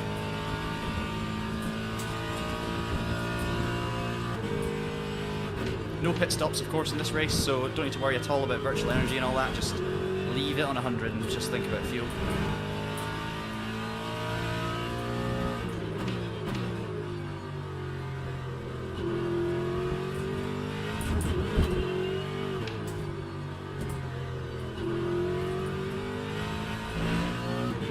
Oh, tell you what, this is my first outlap on low fuel, and you can instantly feel the difference. It suddenly feels quite agile. I mean, it wasn't not feeling agile before, but it was still feeling a bit brutal and a bit kind of a little bit lethargic. And on qualifying fuel, immediately you just feel how much sharper it all is.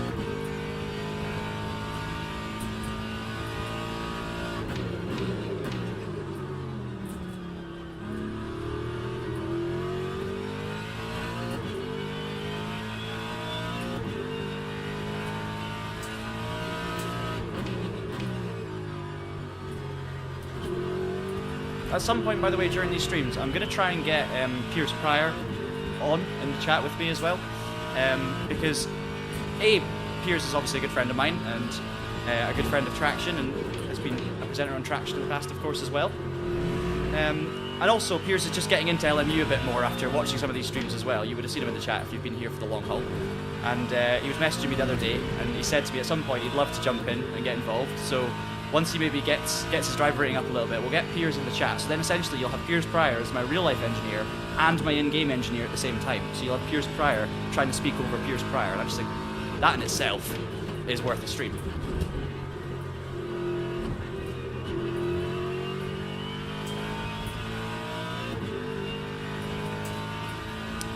Right, outlap done. Jake Dennehan's done a 201.8 already on his outlap. Let's just not think about that. Maybe the tire warmers are better than I thought. I'm the only one who's done like a slow outlap. I still think it's the right thing to do though. Might as well look after them and just warm them up rather than using them. But it feels grippy now. Yeah, Jake's an incredible driver. I've commentated on Jake a few times in like GT Pro and all these kind of things. High level R Factor 2 esports competitions. And obviously if you're good at R Factor 2, you're probably going to be good at LMU. Jake's just good at everything, full stop.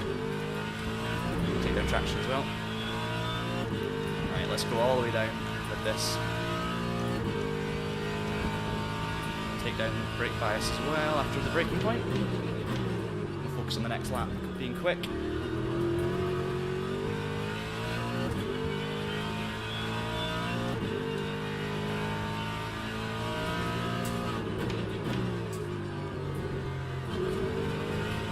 Obviously I'm still driving the car as well like it's got race fuel, so there will be lap time in me being a bit more aggressive, I'd say, with lighter fuel, but that's fine. Probably do ABS at 8 to be honest.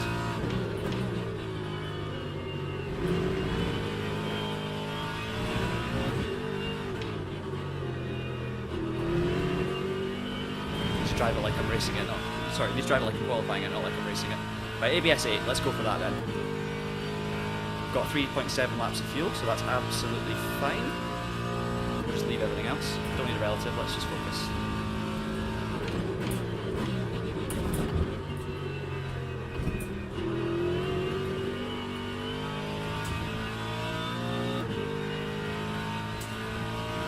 Right, maximum attack. We'll get 2 laps in here, guys. P7 at the moment, that's good.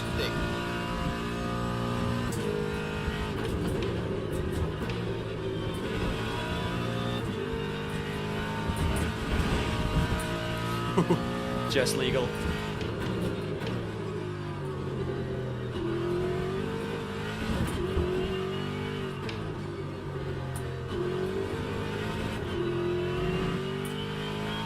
.7 off of Jake. But I've done a quicker lap than this on race fuel, so we know it's there.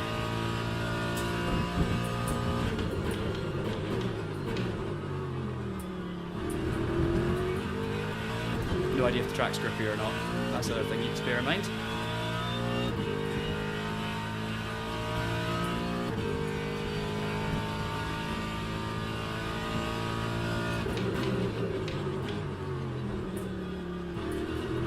No, not good, not good. I don't know how he did on the first lap as well. That's absolutely mental. Because I'm kind of feeling myself getting grippier and grippier here as it warms up. He's just done it straight out of the box. Yeah, he is a very, very good driver, exactly. Shows you what's possible when you're prepared and pushing for it. Oh no. Saved it. Just.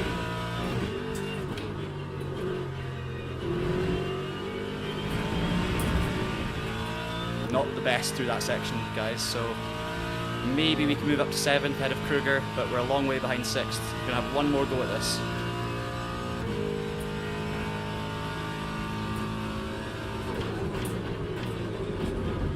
A bit more aggressive into the last corner that time. Should hopefully pay off. Yeah, look at the time gains there, just the last corner. So keep out the wall. Nice, okay. Nothing to lose, maximum attack. Let's take that down a little bit more.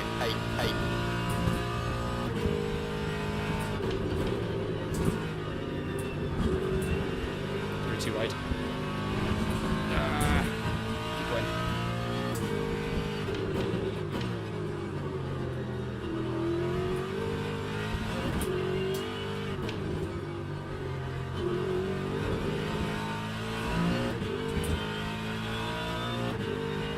still, I'm very much matching it.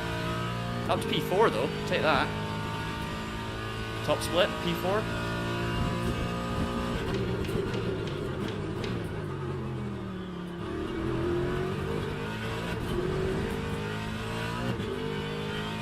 We'll ignore the gap to Jake. He's gone. He's in the Mustang as well though, it's fixed setup and he's in the Mustang. So it shows you what can be done. Come on, get it in this time. Nope. Tricky corner. Very much matching my last lap. Too much curve. That's it. Right, I'll keep concentrating because I definitely lost a tenth or so in this next section, so we'll just give it a go. Kept the lap valid, which is the main thing. No, same thing. Same thing.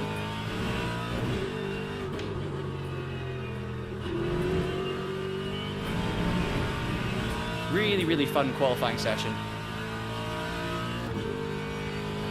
Yeah, it's insane. First lap out the pits. We kind of know he's an alien. Thank you, Dan. I think Dan's heading. Much appreciated. Well done for getting those hot fixes out and keeping everyone in the loop on the LMU Discord server. And I hope you have a super weekend. Much appreciate the... it's great having some LMU guys in the chat. Time 2:03.35. Right, I'm down to 6th again, so Kruger got me free. I'd say that lap time, I think 3rd, 4th, a couple of tenths quicker. That's where I could be, I think, on a really good and lap. drivers go to the grid for a race start. But, hey, that was reasonably good. So, you know what? 6th place, I'll take that for sure. I think that's probably where I deserve to be. And first race of this combo, first GT3 race at Sebring, first run in the Mustang. Not going to complain about that at all. Yeah, 2nd place is there on pace, so it just depends on if I'm there on confidence in the race. 42 litres of fuel, should be okay, I think.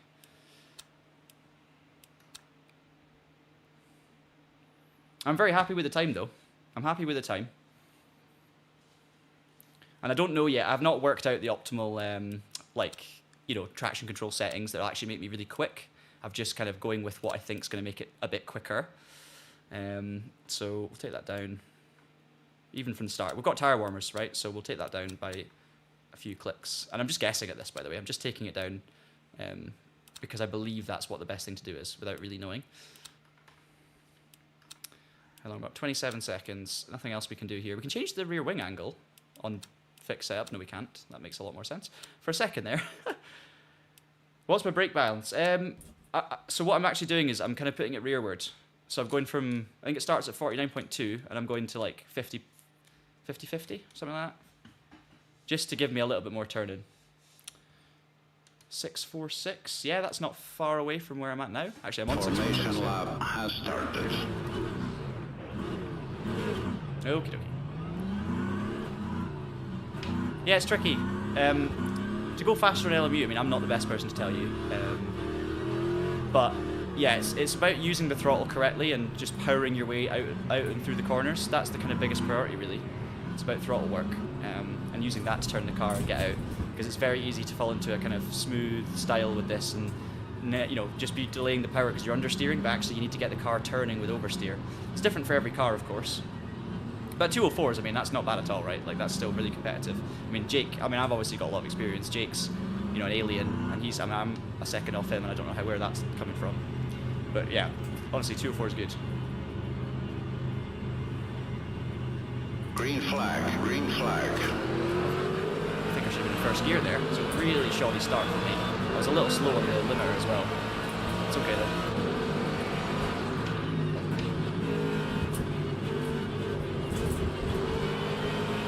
I've been losing spaces at every start on this series, so I need to definitely be a bit more aggressive out the box.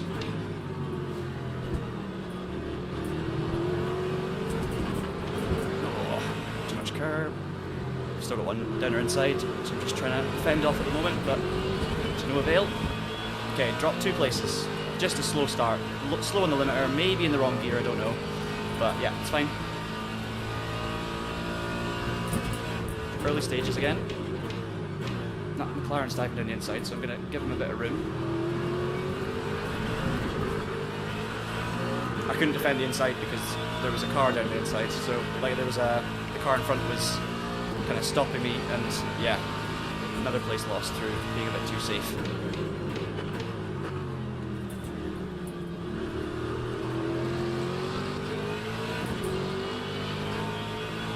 That's all good. Right, P9. We're in the top 10. Don't know if that's maybe me. This is the first GT. It's also the first race I've done with tyre warmers actually. So maybe it's just yeah. When you're actually out on circuit doing a warm-up lap, or you're lining up for formation at the start of a race, having tyre warmers, you don't obviously get that cooling that normally happens on the way out the pit lane. So that's maybe the issue there. Not aggressive enough at the start. Too worried about tyres not being up to temperature. Just going further and further backwards. So focus. Brake bias is front rear, so I'd put the brake bias more rearwards to get the car more aggressive on the way into the corner. So a higher second number basically. Oh, that Mustang's gone all the way out. Oh, could have been hung out to dry a little bit here. I couldn't pull across the Mustang because he had an overlap. Then I thought I'll try and go wide on the entry and pull back, but then he came out really wide, so I just couldn't go anywhere with it. So it's been a demonstration of unconfident racecraft here, lack of confidence, and being in the wrong place at the wrong time. Pace is clearly not the problem though.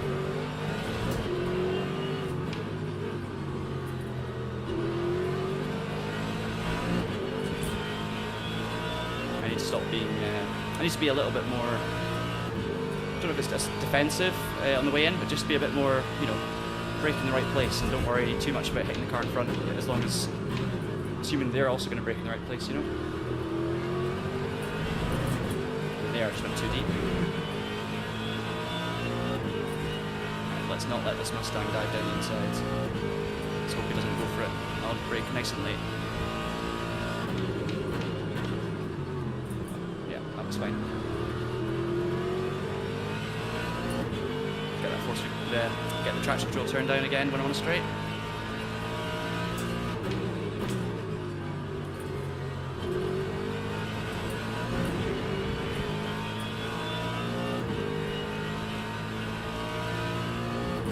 I'll probably do.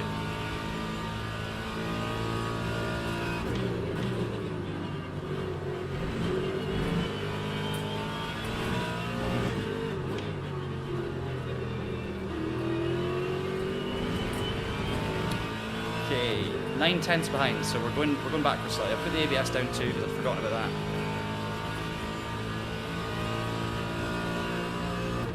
He's not going to send one down here.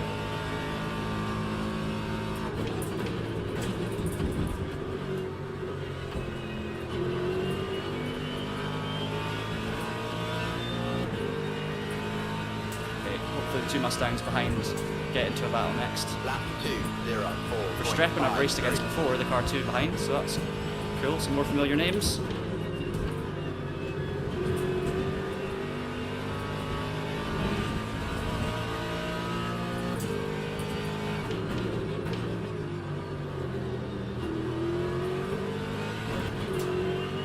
Rides the curb so well.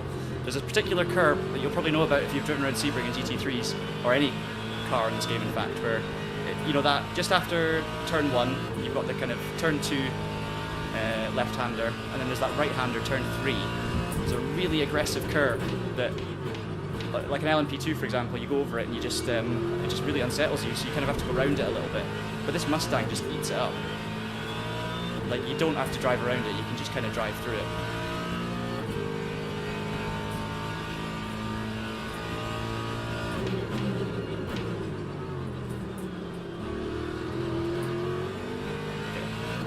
Finally settling down now, I'd say. P10, so we've made a lot of losses on the positions.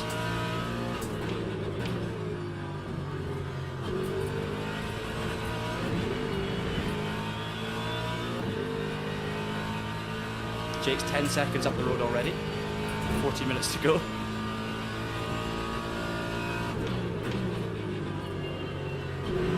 On me, that is not the outright with the second place or anything.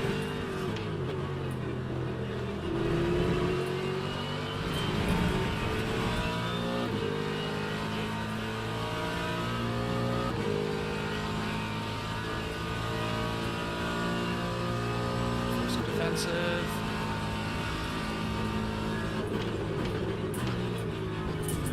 Try and get the exit. No, McLaren's done really well there, to be fair. Held his ground on the inside, made the corner, got a good exit as well, so can't complain about that. Time 2:03.48.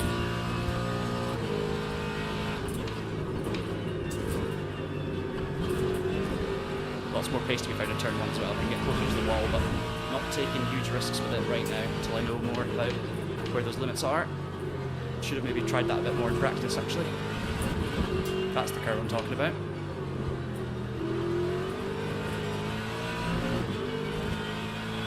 This is just a really intense drive.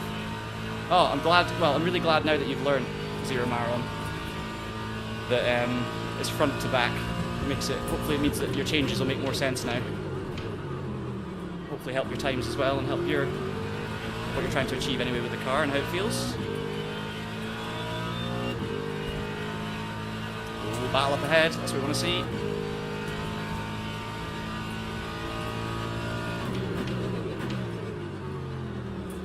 I think everyone's super close in terms of pace though.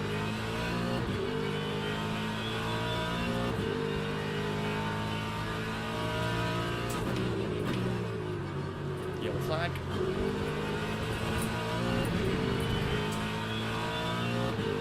Okay, 1 down, so that's P9. Top 8 may be a good target for this race.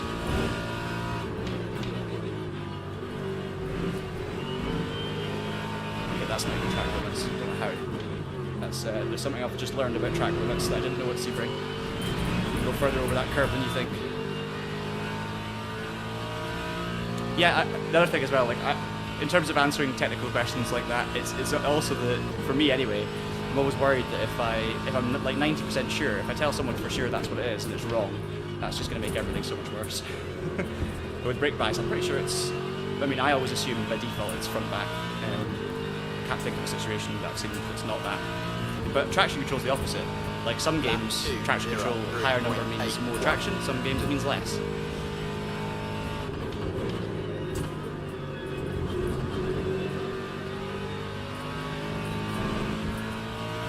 203s pace-wise, it's fine. Within my limits, everything's under control. I feel like there's more time on the table, so to be doing 203s as it is okay, I'd say. 11 minutes to go.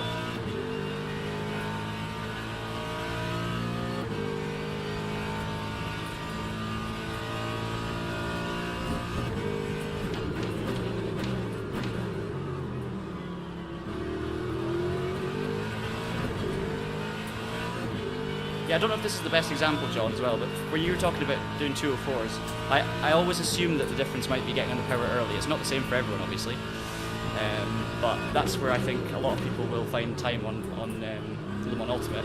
So just keep an eye on my throttle input on the bottom right, so the green bar next to the tyres. You'll see kind of when I'm getting on the power, and it might be that that's not a problem for you at all, but it might just give you a bit more of an indication, and who knows?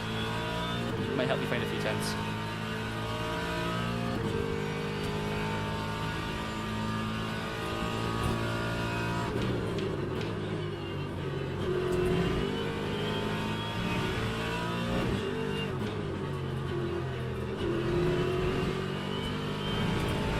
This is now where I'm suddenly thinking about it every time I get on the throttle. But was that going to be too early? Make a right hash of it all of a sudden.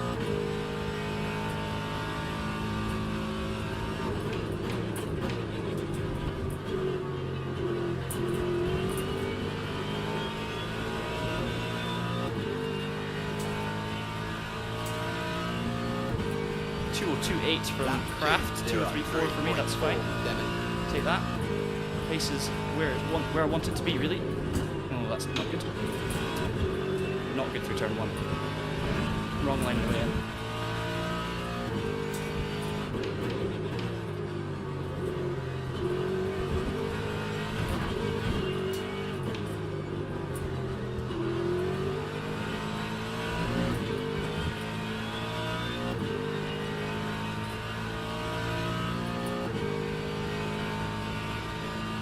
this is proper split one racing though, isn't it?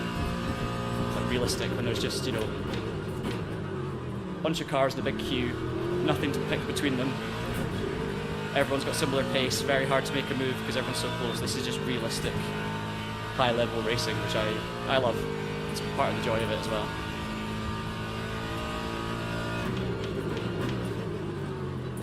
It shows how important the first lap was as well, if I'd have got that right.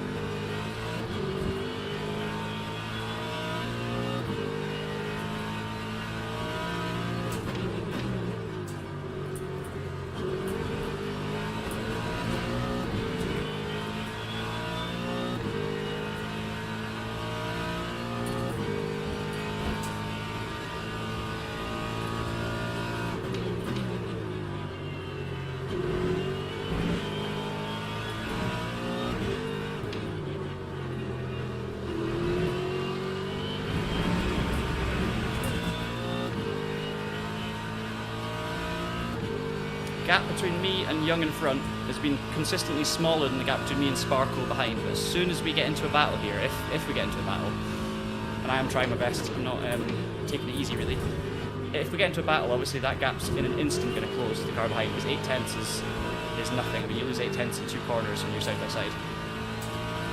So that's the concern at the moment. Lap 2:03.63.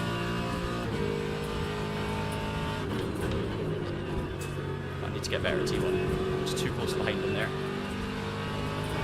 So much time to be gained.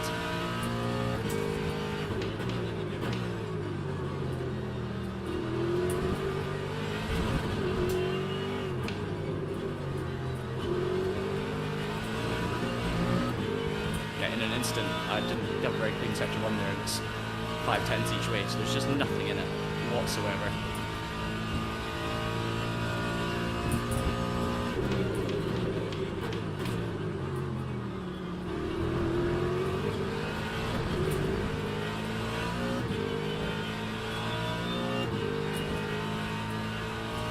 We've got 6 minutes to go. And more battling up in front, that's what we want to see. It'll get frenetic right towards the end when everyone's trying to make those moves that they've been waiting to make the whole race.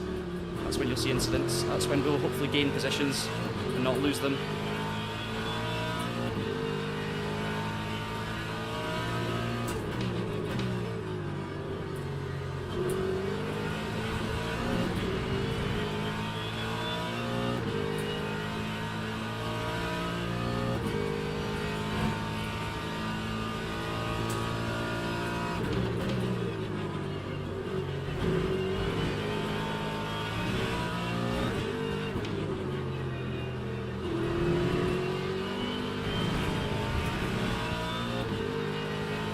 Oh, I mean, Kruger, the guy I was probably closest with in qualifying, 1.4 ahead and he's 3 cars in front. So there's just this big gaggle of McLarens and they've got nowhere to go.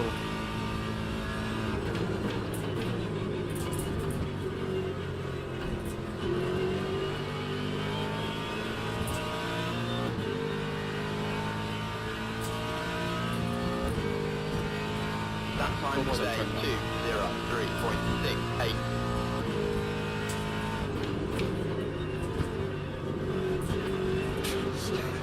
Focus on turn 1, get close to the wall. I didn't mean hit the wall, but I hit the wall. You can see the difference there though.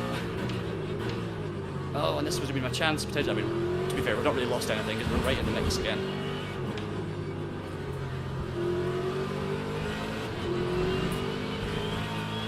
That was a bit too close.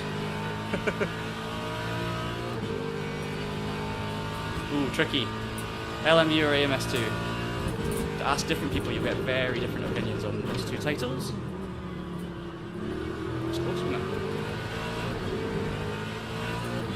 I think the driving experience is comfortably for me better on LMU with those specific cars. AMS2 is so much better it's better for VR, it's better for variety and content as well. Crazy tracks, like interesting, unique tracks, diversity in content. But as a driving sim experience, LMU for me every time. That's kind of where I sit with those. But you get some people that would totally disagree and say AMS2 all the way. Just depends on who you ask.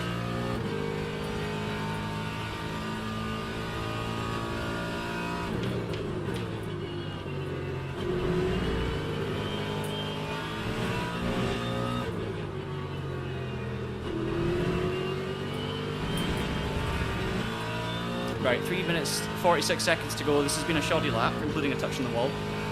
Nothing's changed. I'm still 1.2 ahead behind 6th place, but we're in 9th. 9th is an okay result. It's in split 1, first of this race in this car, this track. Honestly, it's okay.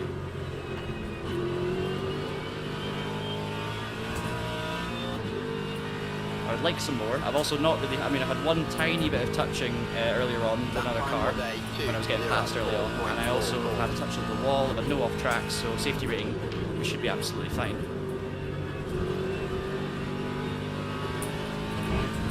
Just need new reference points for that turn 1 braking zone turn in to be able to get it right, I think. So we'll get them in when we do some more practicing another time. But this is going to be the only one of these races today. Okay, it's all kicking off. I'm also trying really hard to, I want to do basically every LMU race I do, I want to do on stream, just so you see the entire journey and the entire process. So it's sometimes very tempting to jump on another random race when I'm not streaming, but I've been holding off the temptation so far. And just sticking to racing when on stream.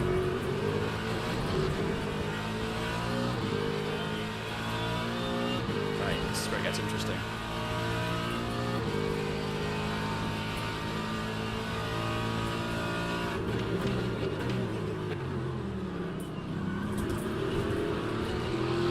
Go for it. Got fully alongside. It's fine. Not really lost anything from it, to be fair.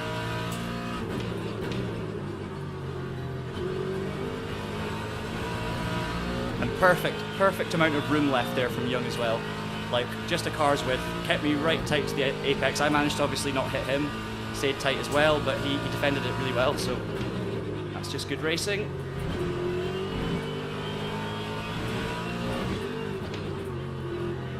So easy to put into the back of someone in these situations. Right. Last corner, who's going to do what? Do we have the power in the Mustang? Come on! I do have the power, I've got the slipstream anyway. Can't go inside, he's defending the inside line, we'll go outside, see what happens. Oh, he's gone deep! Oh, come on! It's going to be another lap. I'm acting as if it's the last lap, there's another lap to go.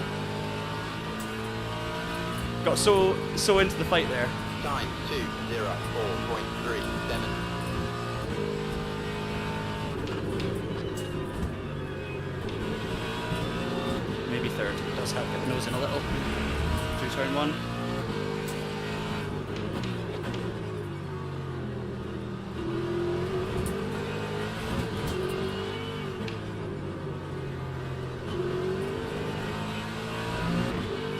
Hairpin would have been a good place to go for a move, but I'm too far behind. It's too obvious.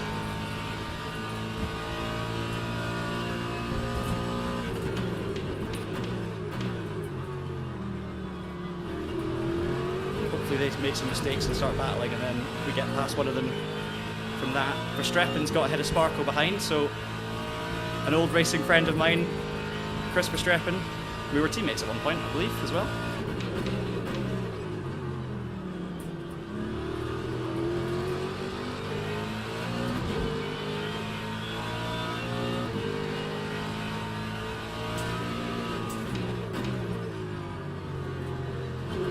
Power on early, come on. I'm getting as good a run as I can get, guys. I'm doing my best here. Everyone's driving well though, that's the problem. No one's making big mistakes yet.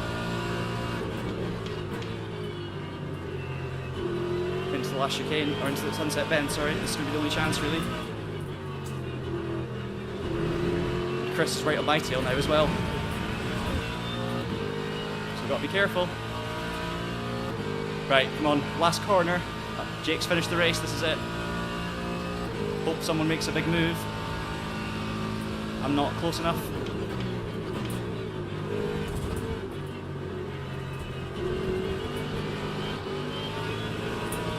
No, didn't quite get the right line. It's fine. Great fun race. No real crazy position changes after the start. So if you just looked at the positions, it wouldn't have been that interesting, but those last few laps when it got a bit more feisty were incredibly exciting to be part of, and all credit to the other drivers there as well, because that was a good clean race. Really good clean race. I've got 9 minutes before the next race. Have a look at the externals on that last few laps there. There's the last lap. Lap 4.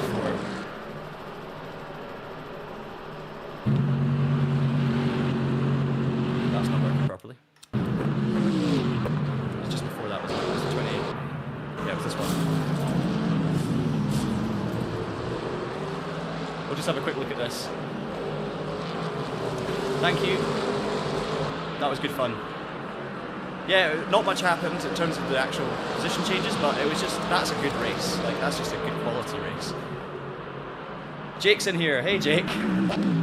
You may have heard me wondering how on earth you're doing like 201s out of the pits on a qualifying lap. That's incredible. So nice to see you. Good to have you on board, and well done for a superb victory in Split 1. Just class of the field for sure. Here we are. So this was my move down the inside. Got half a way down, he left me the room. Good, respectful stuff. Couldn't quite do it. Held on, and that was pretty much it. That was pretty much it. From that point onwards, there was not much more I could do in terms of moves. This was the other one. Had him on the inside, went outside, tried to go the long way around with a cutback, but I think McLaren's slightly better maybe through Sunset. Or maybe I was just doing Sunset wrong, but I didn't have the pace of those guys through there. Yeah. Oh, I'm glad, John. Yeah. That's how it feels for me as well, because there's always that anticipation of there's going to be an overtake or someone's going to do something, and it's close, it's hard racing, it's great. We do love the overtakes as well, but I'm glad you still enjoyed it anyway. I thoroughly enjoyed myself. And that's the first race in the Mustang. So there you go. Big fan of the car, big fan of that and the Porsche. Let's see what happens to the ratings though. P9 in the end. I think I'll gain on both. I do think I'll gain on both because I was top split. And I didn't really hit anyone. There we go. Plus 17% for safety ranking. So I'm getting towards silver 2 already. Driver ranking is still silver 1. And there you go. 3 bits of tiny contact. I mean, there were basically nothing in that at all on any of them. Race contact with immovable. Don't know what I hit there, but that's fine. So yeah, I'll take it. Let's get signed up for the next one. Jake takes the win. 201.7 compared to 202.3, 202.5. Class of the field. I was only 203.4, so I probably finished in the group that I was meant to be in. Maybe I overachieved in qualifying, but right where I'm meant to be, which is great. And plenty of progress can still be made. Unfortunately, the streak is over of improving our result in every race. That's a shame. But it was always going to happen.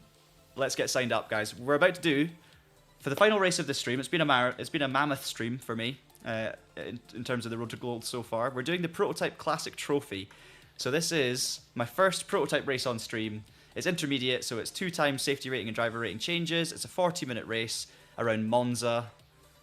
Double fuel, so at least 1 stop, maybe 2 stops, in fact. That's something I need to think about. And, well, let's pick a livery. Always a fan of white and green. We'll go with the Interpol. And yes, what was I going to say? Monza with no chicanes is obviously amazing. And I will be using a Go setup for this race. You've seen the little ticker going around beside my... There, right now, perfectly. Where's the camera? Wait, what am I doing? There. So go and check them out. They've been very kind to give me a subscription. Thank you so much, T-Bonus Gaming. Really appreciate it. You joining me. Good luck with your trombone practice. Going to be using... Oh, wait, hang on. Before I join a server. What track do you want to see next in LMU after Losail? What tracks are left? I mean, I think it's just Losail, isn't it? The calendar this year, there's nothing new, I don't think. So it honestly depends on where the championship goes next. What do I want to see? Oh, there's so many. I'd love Silverstone in this game because it's good for racing. I think for multi-class racing it's excellent. WEC. So WEC could go to Silverstone, right? It's probably not going to go to Bathurst, for example. Old school ones would be good. Yeah, I know, but the thing is, Sebring was a WEC track. So when this game was first released, 2023.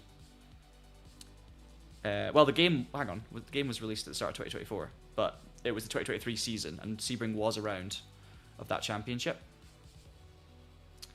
So so that's why Sebring's in the game. Asian Le Mans circuit, yeah, that'd be wicked. It'd be cool if they could do some more like regional championship circuits. Like I would love Donington. Barcelona's cool. I'm not that interested in Barcelona personally. Like I just don't absolutely love driving it compared to other circuits, but it would definitely be another good addition. I'd love to see. I mean, WEC doesn't go there, but like Watkins Glen, some American circuits would be awesome. Watkins is always great for endurance racing. Get some. IMSA would be great, right? If we could get IMSA tracks on Le Mans Ultimate, how cool would that be? Like Road Atlanta, for example. Obviously, that would have Watkins.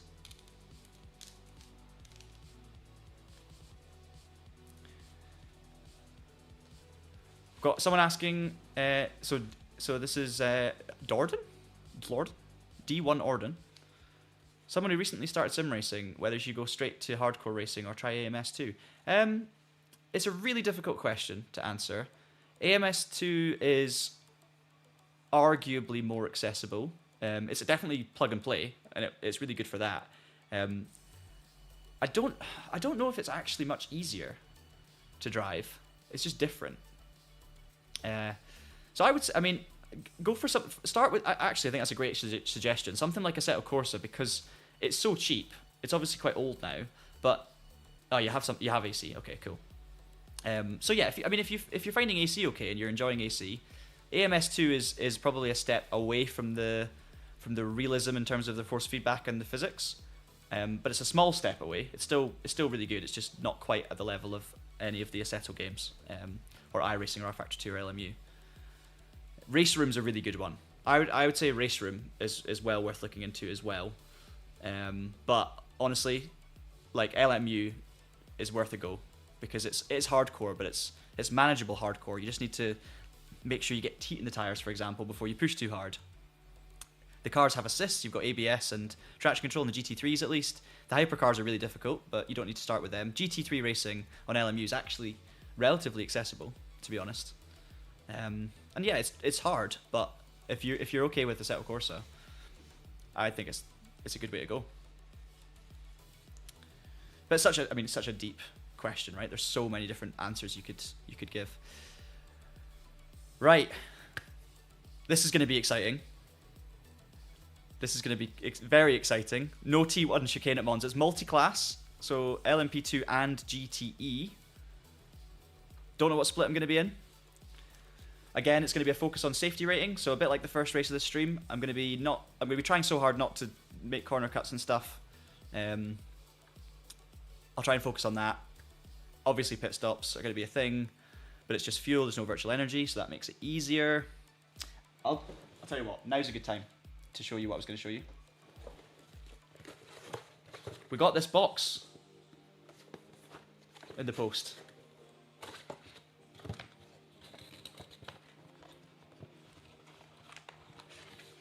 Arrived a few weeks ago to our studio, which I have not been at. I wasn't at when it arrived, so we only actually opened this week. It's here.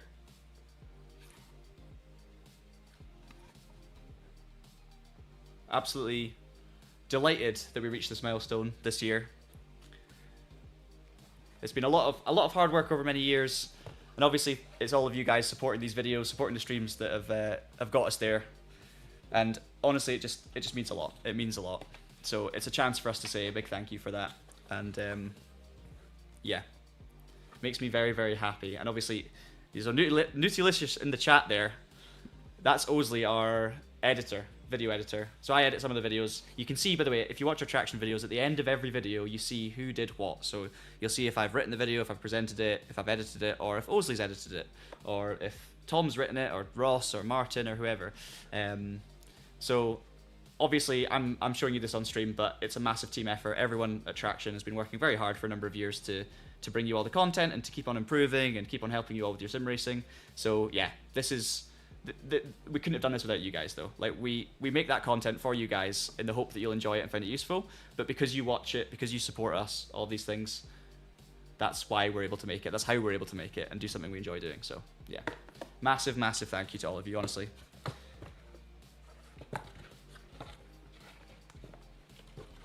Oh, much appreciated. Thank you.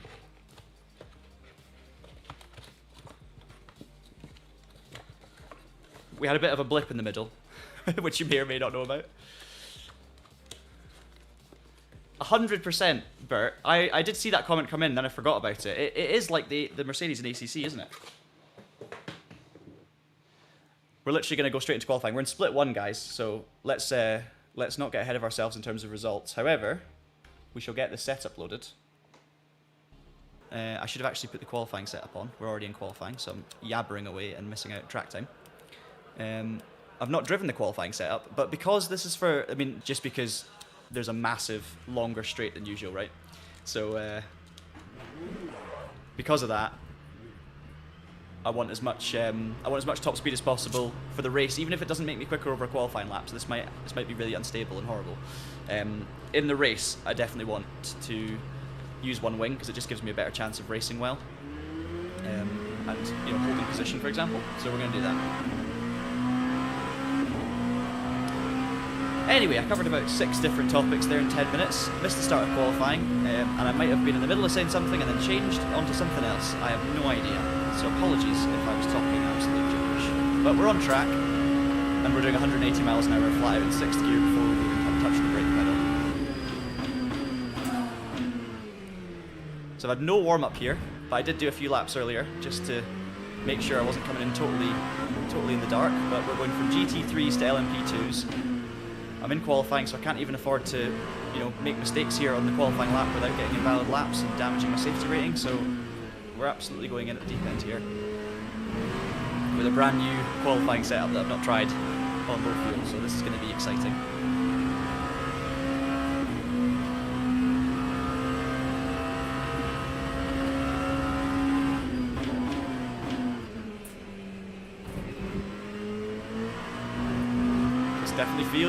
This qualifying setup feels a little bit loose with one wing, so maybe I should have left it a little safer for this, but we'll see. I'm saying I've only got 1 lap of fuel.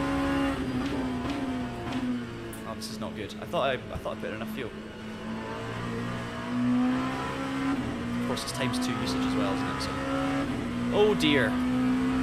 I probably needed more fuel. Anyway, we're gonna do 1 qualifying lap. And then I might have to pull into the pits.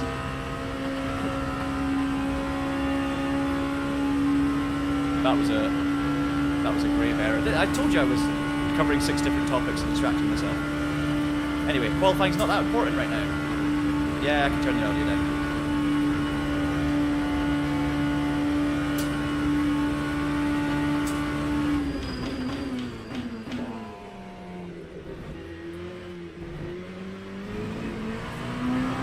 I'll turn the audio down after this qualifying lap. Thank you for reminding me, actually. I don't know how loud it is for you guys, of course.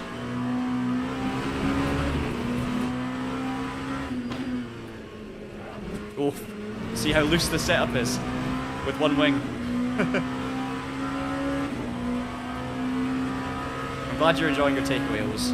It's a well-deserved takeaway after a very busy, tough week. So enjoy it. If you can even hear me.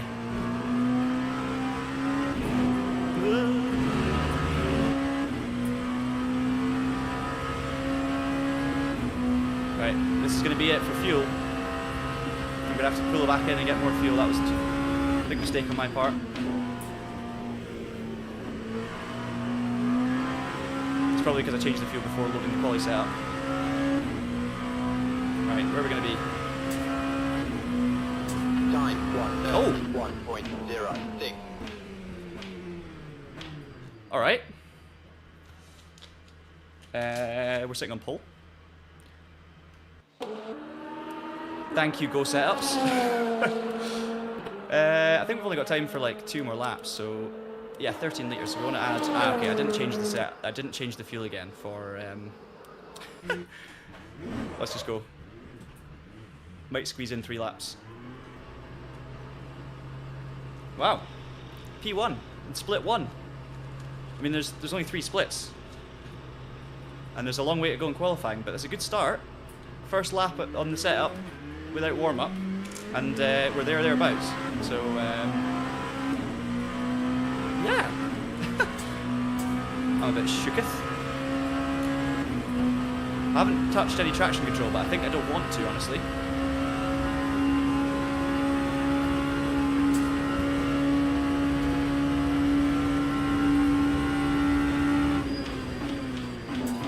Cold brakes, cold tires.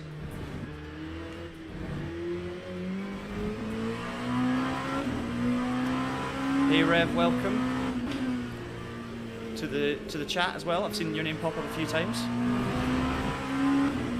The only class I've got left then, guys, of this series to make my debut in is hypercar, which is stressful because there's a lot more to think about with hypercar, but I'm up for it, so we'll do that. I also, in this series, obviously I've just been doing daily races so far, but I really want to do some special events, weekly events, so there'll definitely be some strange stream times coming up with additional events compared to usual, so keep an eye out for that. And hopefully we'll get some hypercar action in as well. Should be good.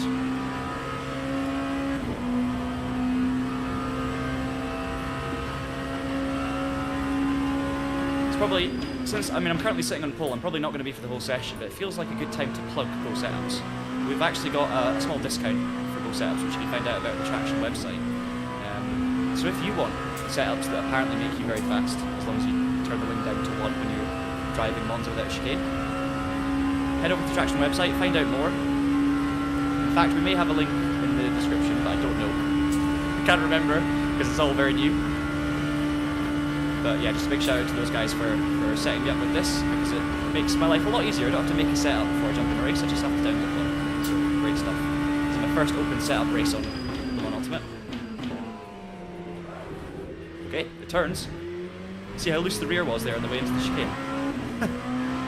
That's definitely the one wing kicking in.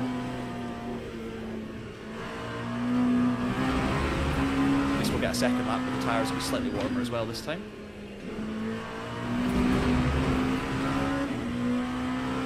Hey, look at the gains. There's time in it still.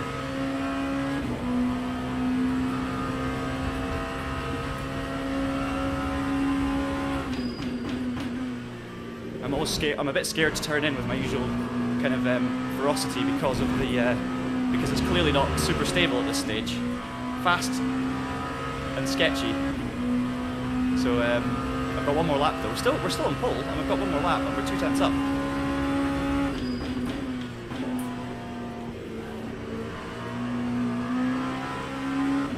Up. Right, last lap. I've got the fuel. Lap 130.7.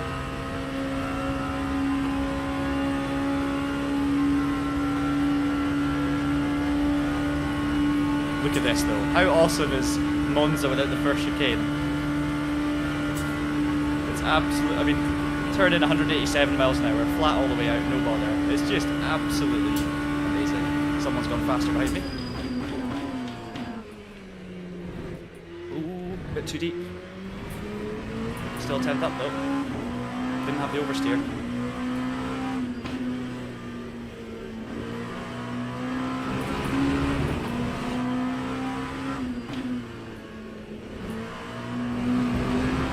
Oh, 4 tenths up, alright.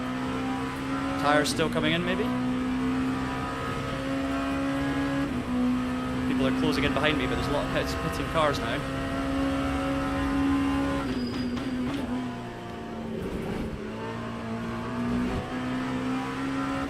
No, double shifted. No, it's fine. We're still half. I actually double shifted on the way out of the chicane.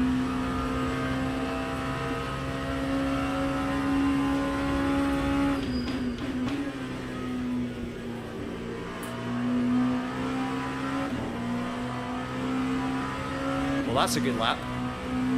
That's definitely a sign of nerves. There's the stress. Lap 130.0. There we go. 30.0. So, first qualifying session in a prototype of the series.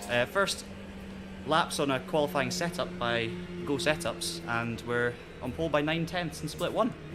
So there you go.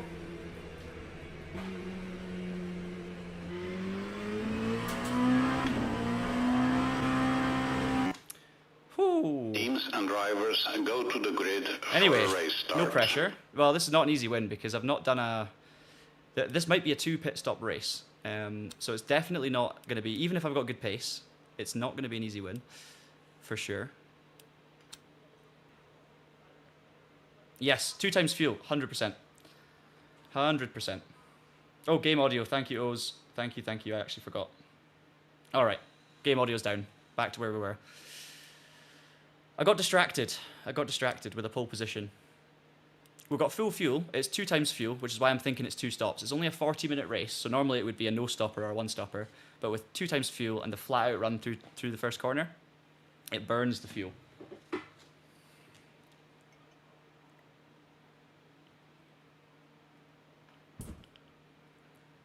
My chat's disappeared because I changed the audio level.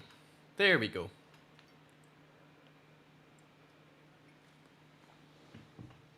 So, if that's it, was that not for that? Wouldn't have been for LMP2 though, was it? Because there's not a kind of fuel. Formation lap has started. There's not a fuel ratio.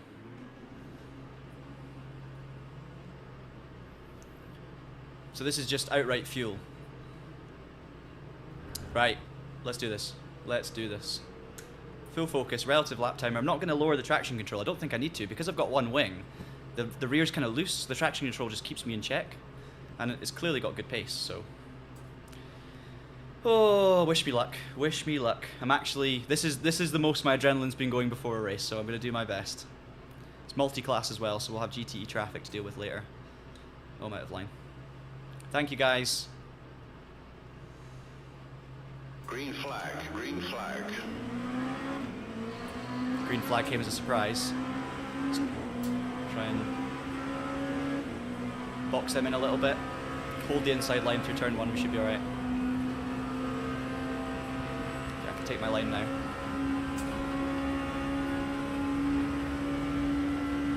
Right, full focus. Cold brakes and tyres as well.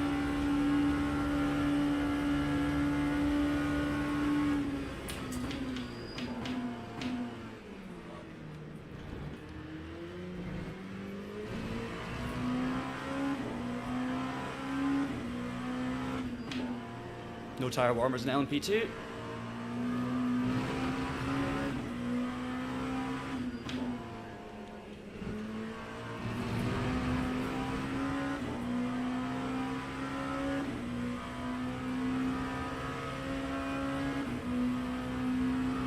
Zen mode. Zen mode.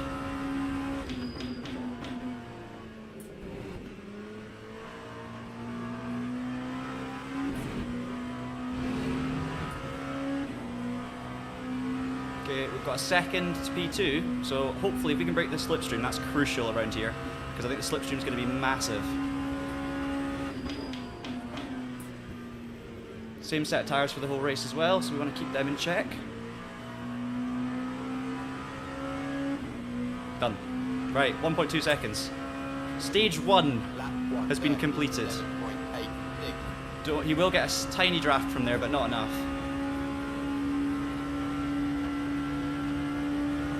This is just the power, the speed without the chicane is just awesome. This corner becomes, I mean, imagine witnessing this in real life. I know that there's been testing with this layout, but imagine a WEC race with this layout.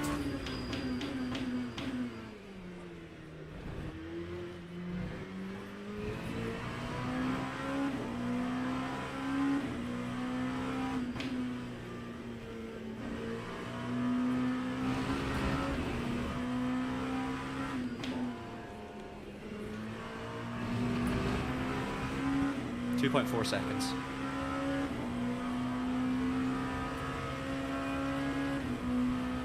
So slipstream no longer a problem.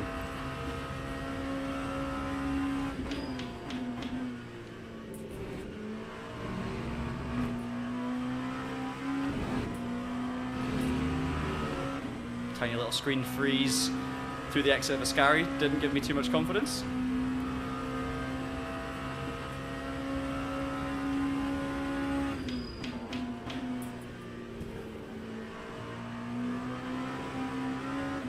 GT with a missing wing. Yeah, so the only thing I don't know about, guys, is fuel here. So I've got 8.6 laps of fuel, so 8 laps from here. I don't think it's going to get me halfway through the race, because it's a minute and a half a lap. So it's probably going to be 2 stops. There's not a kind of fuel save map on this car. There's a safety car map, so fuel saving is kind of out of the question. I think it's just going to have to be 2 stops.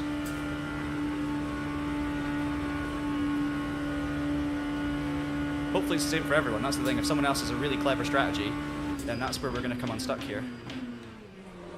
Ooh. Or me making a mistake. Oops.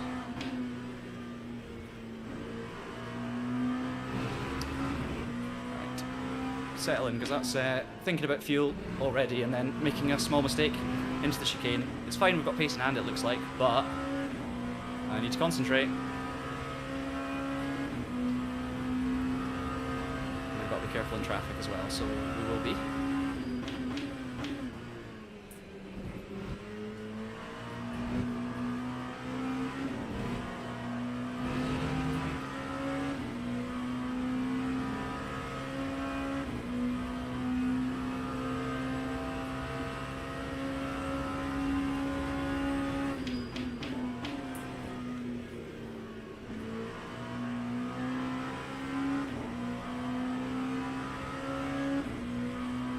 I'll be able to know more about the strategy. If everyone else pits in the same lap as I do, we'll know more about the strategy. And the thing is, it's full fuel and it's no new tyres, and then for the last stop, that's when it might be less fuel. So we just need to make sure we know how many litres per lap, roughly. So 44 litres is 7.7 laps.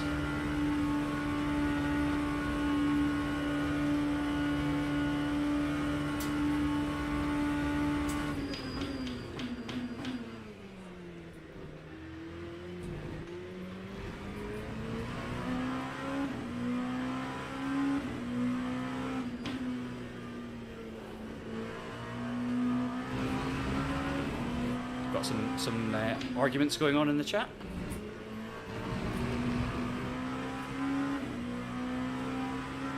You can't see the chat. That's the only thing you guys cannot see, is the public chat, because my face is in the way.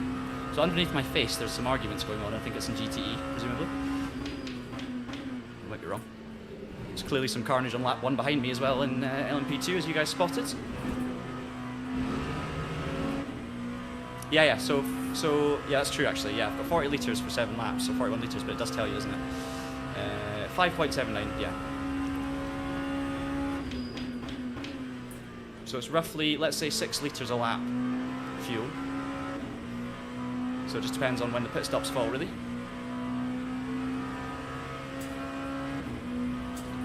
Fuel predicted time only 10 more minutes, so it's going to be close, but not quite enough to make it on one stop, I think. We also have to do the extra lap. Once you, obviously, the timer hits 0, you still got to finish the race, so I don't think that's enough.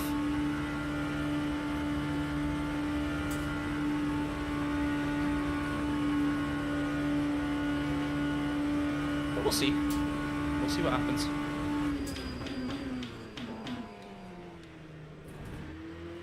This track's probably the only one in the whole calendar where this car wouldn't be able to do the race on one stop, because the fuel burn must be... I mean, maybe Le Mans, that's the other one, but obviously Le Mans is different anyway.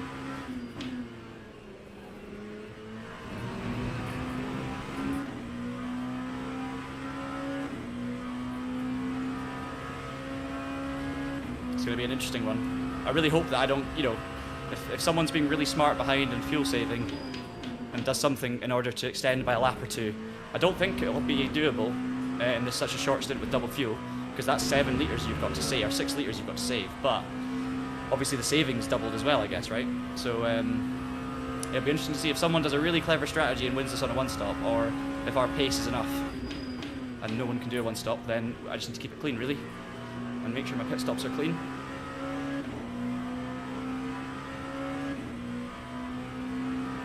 Four and a half seconds now. Lap 1:30.67.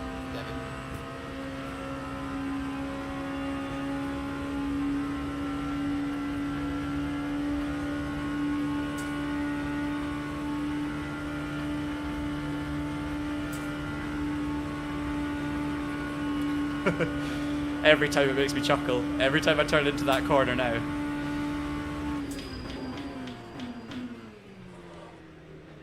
Pinch of the tyres there. We lock up costing a couple of tenths. I'm maybe being slightly too late on the brakes into that chicane. I'm basically, you know, if I get it perfect, I get my braking spot on, I can make the corner, and if I brake a tiny bit too late, or if my braking's not optimal, if it's like, you know, if I just don't put the right pressure, I actually end up running a little bit deep, so maybe I just need to dial that back a touch. Brake slightly earlier into the chicane.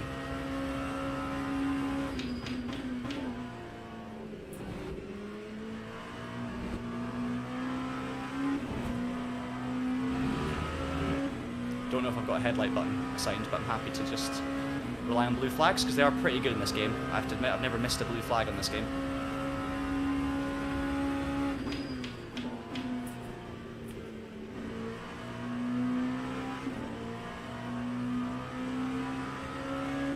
Okay, that's fine. Running 130, low 131s, and I should still be extending the gap slightly, so that's fine. 30.999 will do as well.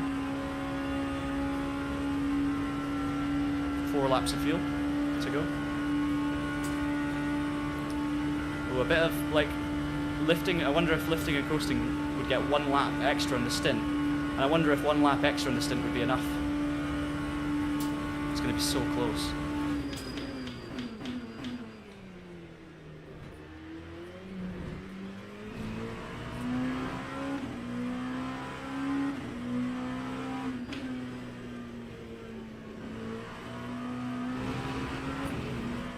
And the problem is, because I'm first, I can't see if everyone's ducking in ahead of me into the pits. I'm going to have to, if I go into the pits and anyone stays out and doesn't run out of fuel, they're gonna maybe, if they can do an extra lap per stint, that might be enough to get them over the line. I don't know. And I don't know if I should just go into fuel save mode with 4 laps of fuel left. Is that a good idea? Probably not.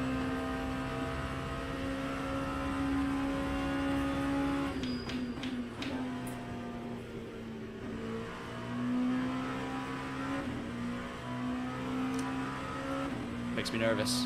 Might cost us our first win, and I just don't know at this point. 3.7 laps of fuel left. If I short shift a little bit, lift and coast, can we get that 0.3 of a lap back? Still 9 minutes to go, so even at that, 3 laps, no. That means a pit stop in like 5.5 minutes. I don't think that's not going to be enough, because the lap's only a minute and a half long.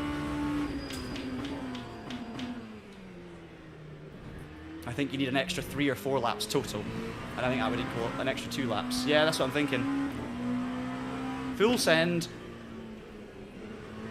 I'm very aware of the potential strategy, so at least, you know, if someone else does it, I'll know they've done it, and fair play if they take the chance or if they're more prepared. I just think that, I don't think even if I save a lap in each stint, I don't think I'm going to make it.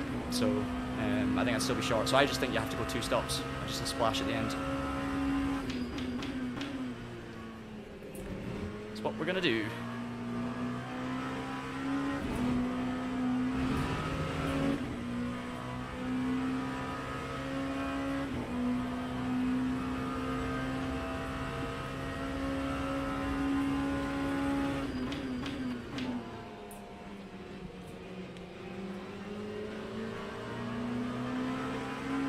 Big risks needed in traffic.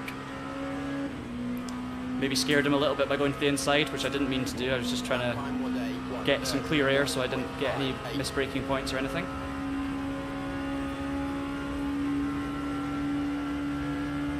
I'm not going to read the comments while I'm while I'm going through traffic, just in case. I don't know how easy it is for the GT3's to be flat out through Curva Grande either.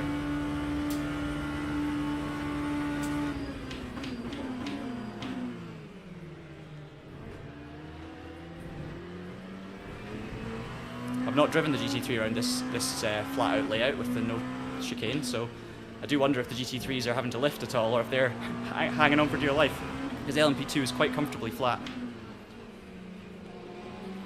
We're doing no risk strategy in traffic because we have got the gap and the pace.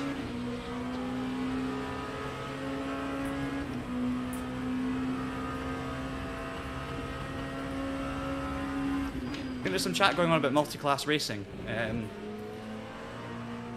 which I'm not able to read in traffic. How GT3 and GTE cars race in the same session with LMP?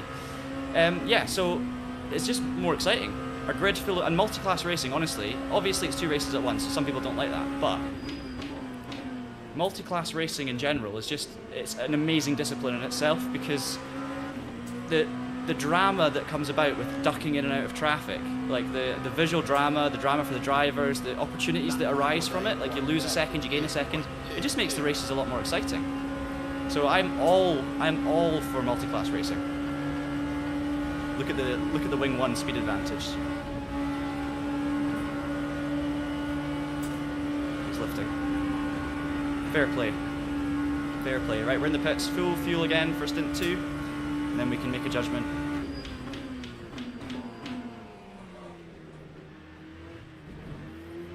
I'm really, really glad I made that change to wing 1, because I think the car still feels incredibly drivable.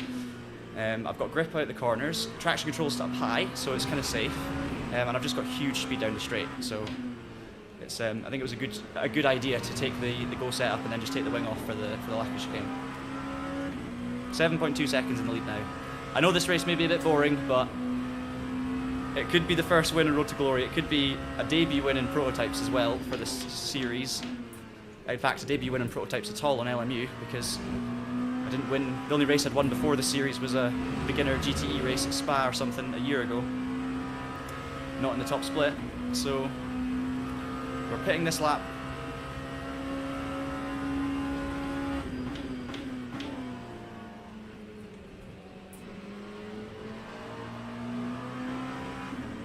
Oh, I forgot to. Oh no, I'll keep it requested. Yeah, because I forgot to request a pit stop. I didn't, it did it for me.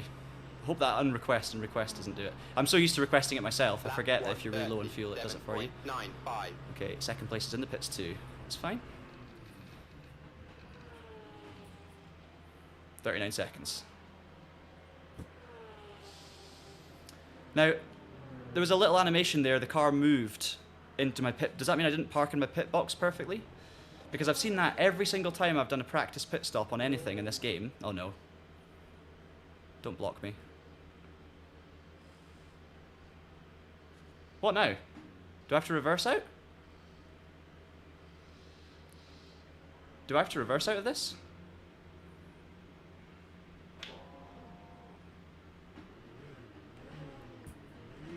Oh, thank goodness. The panic. Oh, the panic. That was not pleasant. Anyway.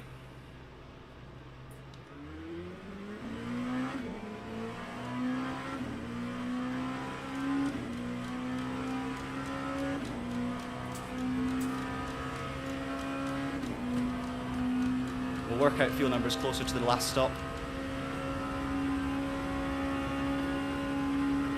8.7 second gap to Barrichello, who's second, so that's good. Ooh. It's fine. That was cold brakes. I knew my tyres were still the same, so I thought I'd warm tyres, but I forgot about the brakes. All good. Lost a second. I can cope with that right now.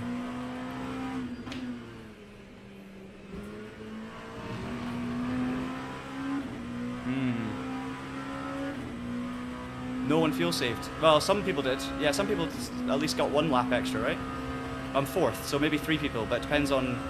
Yeah, they're all in this lap, so... I don't know, we'll have to see. Forgetting now I'm on full fuel, and because it was such a short stint, it feels like the car wouldn't have gotten much heavier, but of course it will have, because it's ×2 fuel. So that's why I'm maybe not driving very well in this out lap.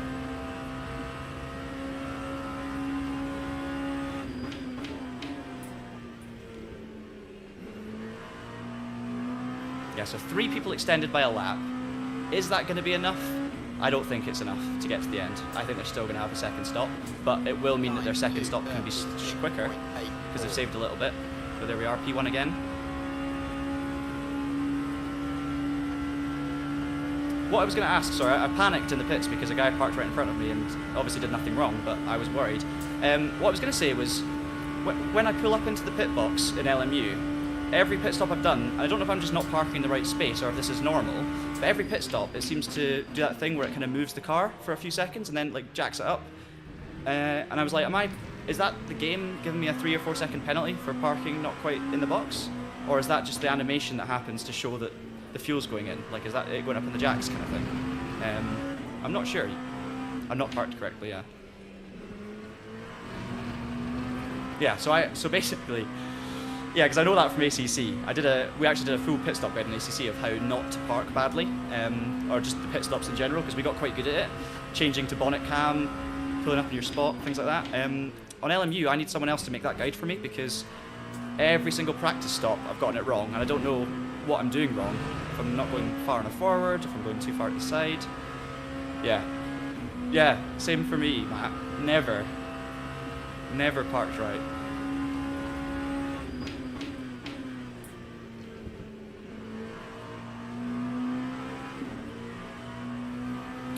Obviously we're on used tyre, well we've not changed our tyres, so we've got full fuel and used tyres, so we're not going to go as quick as we did lap time wise, guys, as we did the first stint.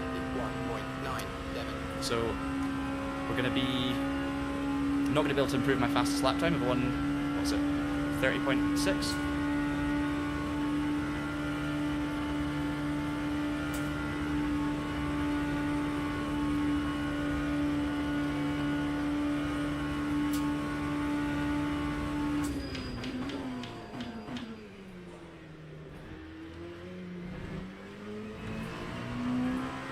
Yeah, so LMU has plenty of fixed races.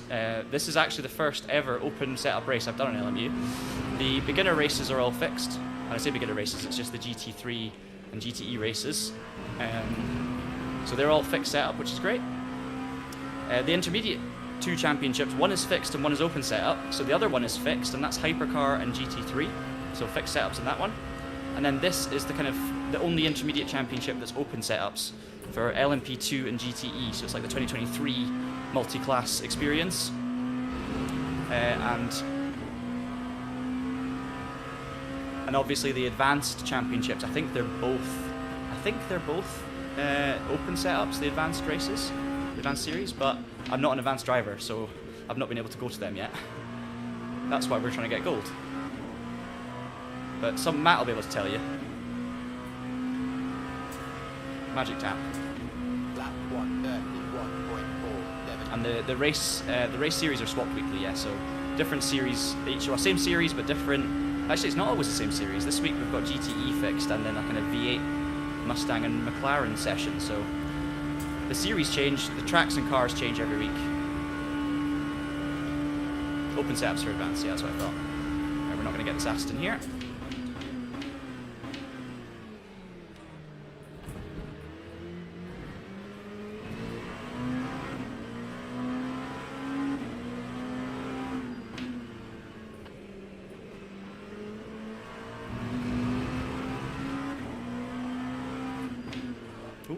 Braking marker's gone from second Lesmo, so we've got to be careful about that. We've got a 13.9 second lead, so there's no point taking any risks. At the moment it's predicting, what, 25 laps? I don't know if that number at the top is like a predicted lap counter based on the time. It probably is.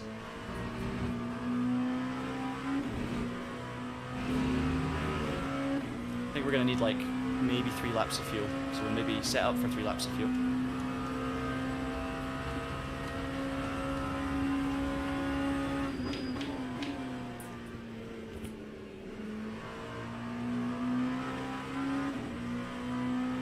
But there's no point taking a risk. I've got a 14-second lead, so I can take a longer stop to take more fuel as well, if we need it. But the fuel does take time to go in, so I don't want to leave it too crazy. It's 6 litres per lap as well, so I can up that to, if I do 24, that's enough for 4 laps, absolutely fine. And that will definitely be enough to get to the end.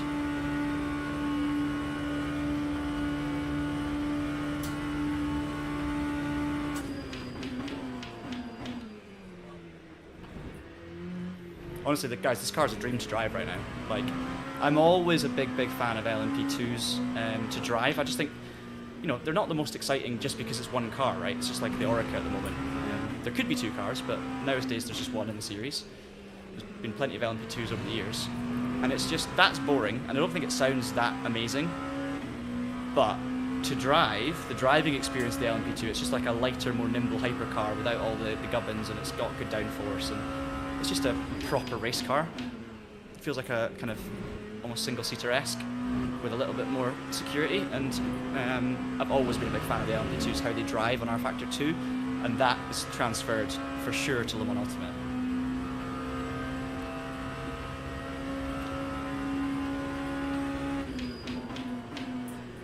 I also saw in the chat a minute ago there, you were saying a set of Corsa guides were how you got into traction at the start. I think it was it John that was saying that? I can't see it anymore, but yeah, there was ACC. ACC was the game I was playing the most. Myself and Ross were playing, you know, at a reasonable level when traction started. So naturally, we made videos on ACC because we knew the game, and that was it. So it was kind of the first of our. When we were, you know, thinking of all these video ideas about racing games and sim racing and how to help people, it was literally just, you know, well, we know ACC, so let's help people get better at ACC. So I'm really glad you found it useful, and people still watch them to this day, right? We've done all the track guides. Track guides were actually the first videos we ever made on the Traction channel. And funnily enough, those track guides, the guy who edited those track guides is Dan, and Dan is the guy who you see post on in this chat and also in the LMU Discord server. The one who lets you know when the hotfixes are coming and happening. That Dan is the one who edited the track guides. So there you go.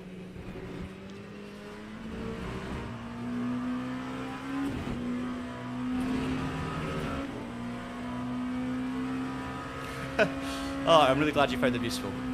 I need to watch them myself again now if I want to be good at ACC again. I've done that before. I've actually gone back to my own track guide to remember how to drive around certain circuits. Also the setup guide. Yeah, Dan's a great name. Absolutely.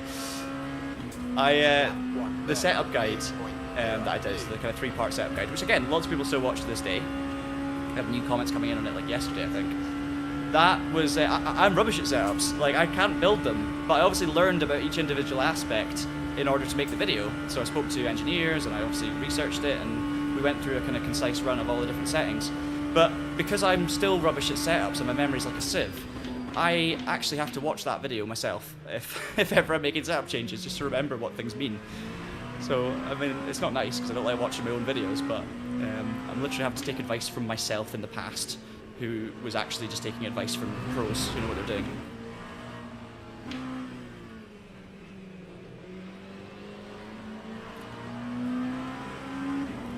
Matt, you should do the guides. You can write it for me because you know what you're doing. I'm getting there. I mean, this has probably been the best race yet. You know, so far. I don't want to curse it, but we're leading for the first time in both of the series. It's an intermediate race, it's first prototype race. And it's top split, so this could be the first top split win, but there's still such a long way to go. I've not done any hypercar stuff, I've got so much to learn on that. So if you could give me if you could help me out, you could write the guide. We'll post it, happy days. I'll watch it and then I'll apply it. Right, 3.9 laps of fuel, so we'll just come in 3 laps time, no biggie. We're going to take, that's 4 laps of fuel, 24 litres. I'm just going to check that my fuel usage is still safely below 6, yeah, 5.72, so it's very safe.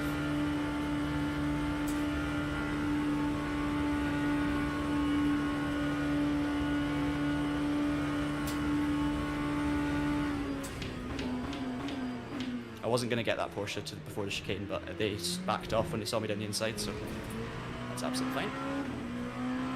Thank you very much. Everyone's been very polite with me in terms of traffic.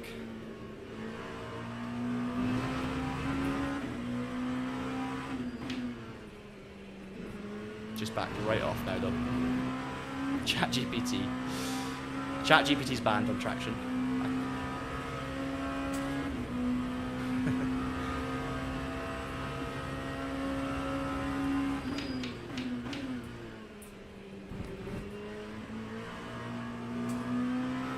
No, what we try and do, Matt, with ChatGPT, we try and write the stuff so that ChatGPT knows what it's talking about.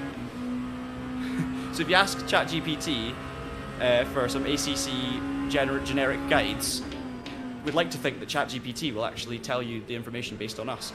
That's the plan. We could be the ones that feed the AI, not the ones that consume it. That time was a 1:31.76. Right, 17-second lead, 11 minutes to go, 2 laps till I pit for fuel. Keeping everything safe, not touching any settings. Just keep swimming, as Dory would say.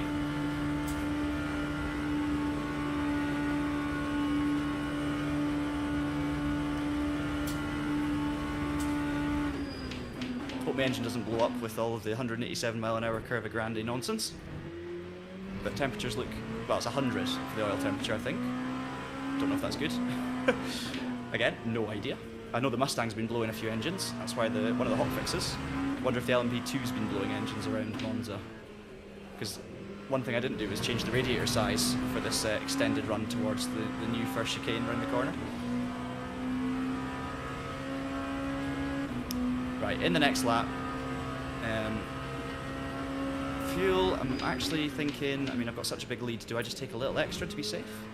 I mean, what's safe? That's what I need to work out. So 10 minutes to go, 8.5 minutes to go when we pull into the pits. Pit stops, yeah, so 8 minutes. So how many laps in 8 minutes?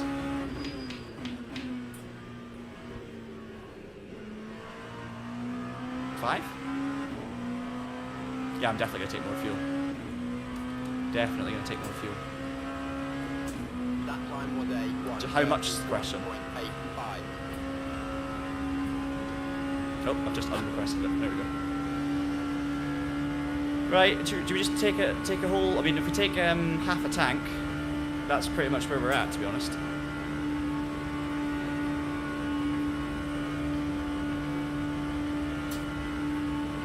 Five laps at the moment.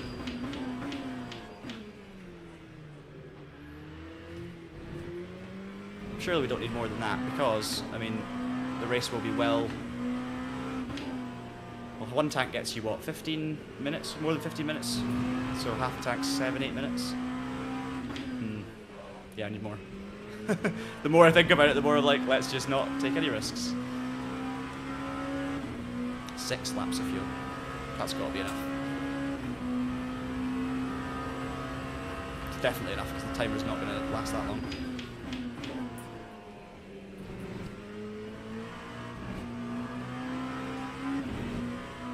That's 9 minutes worth of fuel.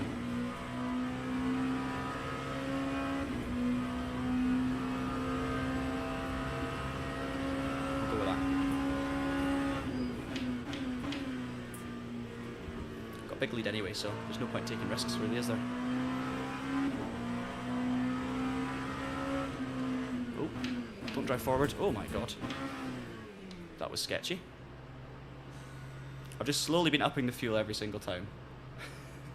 That's the paranoia. Time 1:38.89. Right, we're settling with 39 just in case there's that extra little bit. Didn't hit my marks. 24 seconds of fuel, but everyone's going to have to take at least like 18 seconds to make it to the end probably, so I'm not worried. So yeah, as always, I can't park in my box. I'm just not very good at it. I don't know what. Maybe I need to go further forward, but that time I just needed to move to the right a little bit.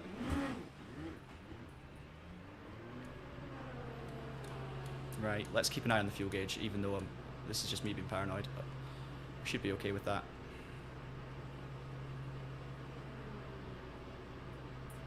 There's so many more laps. I thought maybe saving a lap of fuel might do it. We're so far short of doing that. It's quite funny. Yeah, 11 minutes of predicted fuel with 7 minutes to go, so we've got enough for an extra lap at the end if we just miss the checkered, so ideal. I think that's a nice, safe amount of fuel.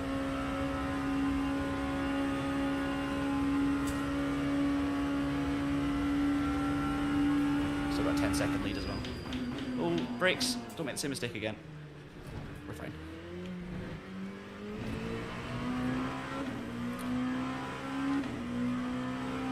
So the guy behind took a lot less. Which, he might be stressed right now. I'm stressed with... I was stressed taking like 40 litres. Originally I was going to take way less.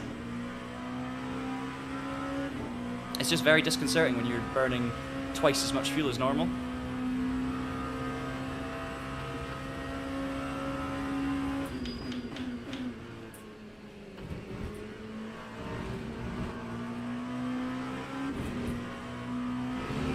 Matt, you're going to have to come and race an LMP2s with me next week. I don't know when I'm going to be streaming next week, but come and have a play.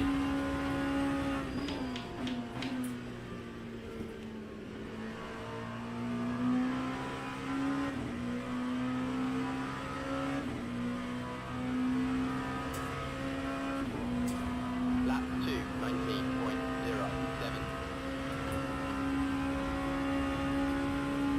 13 minutes of fuel, yes, it's gone up in the picture.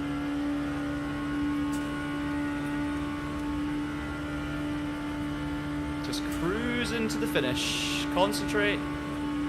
There's nothing. I mean, we're just hot lapping now, and we're not even hot lapping. We're driving like 0.8 of a second slower than we can, just to avoid any track limits. I don't think we've had any track limits. I don't think we've had any warnings. I don't think we've had any contact, other than in the pit lane.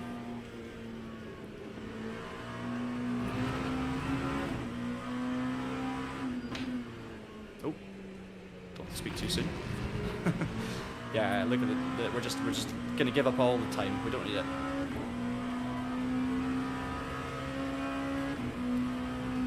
Car still feels completely hooked up. Not worried about the tires. Not worried about lack of grip. There's no. I don't feel. I've not felt at any point like this car's gonna. I shouldn't say this. It's just gonna step out at me. It just feels really secure. Feels comfortable and fast.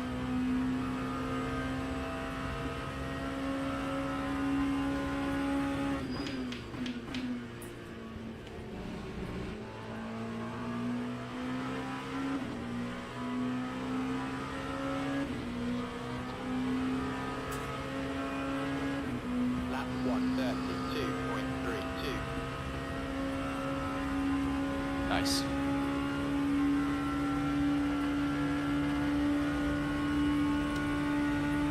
Oh god. I'm not gonna do it. Whoa, my god. Holy shit. That, I'm so glad. I'm so glad I went round the outside there.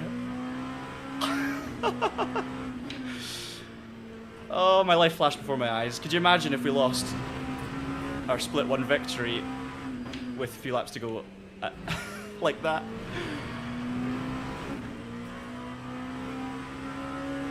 Jeez.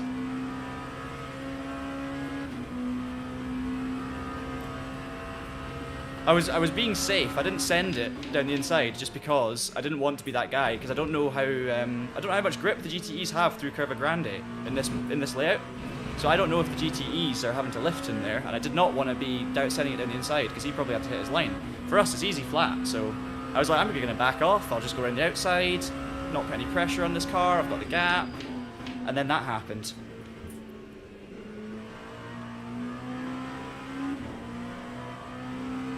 Oh well. So still, LMU's is still a bit of work to do. Still not perfect. 132. But you can say the same about pretty much every other sim. Alright, 2 laps to go. How are we for fuel? 20 litres. Fine. Don't know why I even checked.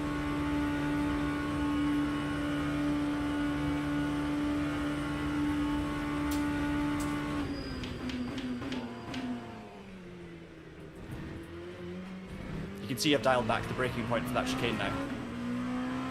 Just getting my line a lot nicer, and hit my apex even if I'm giving away a 10th or 2 from ultimate performance.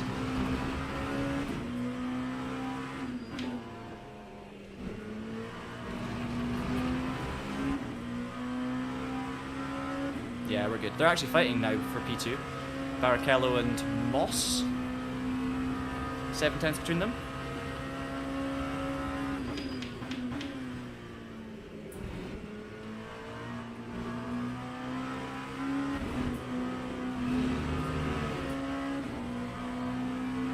No, so I've had one win, Matt, but I had one win and it wasn't split one, and it was over a year ago, and it was in a GTE at Spa. So this was like basically Le Mans Ultimate early days, like first month of the game kind of thing. I think it was March actually last year. So I did technically win a race, but I then didn't play it for a year. So that result actually sat there in my recent race breakdown for over a year. And this will be the first win. First of all, the first win in prototypes. It'll be the first win in split one.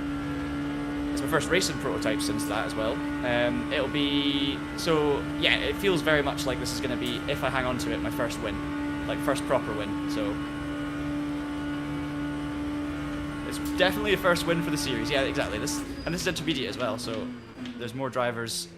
Obviously, I mean, it wasn't a huge grid for this one. There's 3 splits, so some of the most competitive drivers might be doing other events. I totally recognise that. I mean, they must be, because I was 9/10 ahead in qualifying, which isn't where I should be.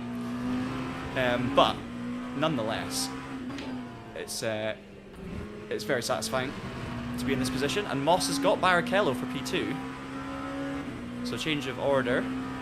Kept the milk out. Maybe, what was it you had for dinner, Rose? I might copy you. Issa's at a work night. She's out playing virtual darts with her work colleagues, which sounds amazing. I'm very jealous, but also I'm having fun here. So maybe I'll celebrate with a takeaway of your choice. Oh, that does sound good. That does sound good. Imagine I'm in it now though. I meant that. Anyway. Yes! We've done it. We've done it. It's not been the most exciting stream in terms of battles. I'll give it that. The first race, not much happened. Second race, exciting, not much happened. But we've got to take victory now. I did not expect it. Thank you, thank you. And thanks to all of you for all of your advice throughout these streams. It's really, really helped me get up to speed. Got fastest lap as well with a 1:30.5. There we go, 15-second win.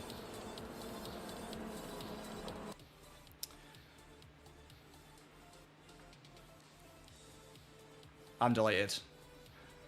Yeah, clean sweep. No incidents either.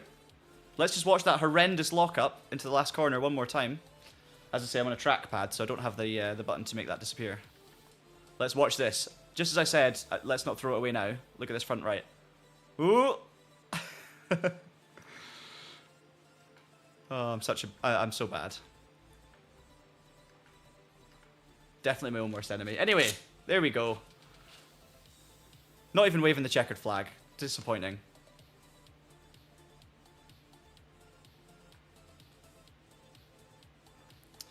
Thank you so much, guys, for joining me on this stream. It was later than expected by an hour and a half. Oh, yeah. Yeah, let's go. That's a good point. Let's do that. Thoroughly enjoyed my 3 races today. Again, yeah, we were obviously going to go live at 2. Things happened with the hotfix. What lap was it on? It was maybe this one here. So we delayed by an hour and a half, and we're later than we thought, but it's been great. I'm really glad you guys enjoyed it as well. It wasn't the Aston, was it? We already got the Aston. It was before then. Was it here, maybe? Let me just stop the music while we see this. No, was it before that then?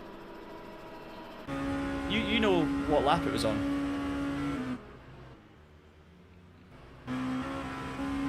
Was it after the last stop?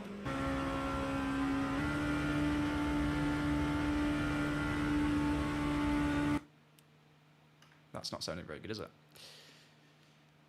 Let's see. Was it before the last stop, maybe? It was after the stop, alright.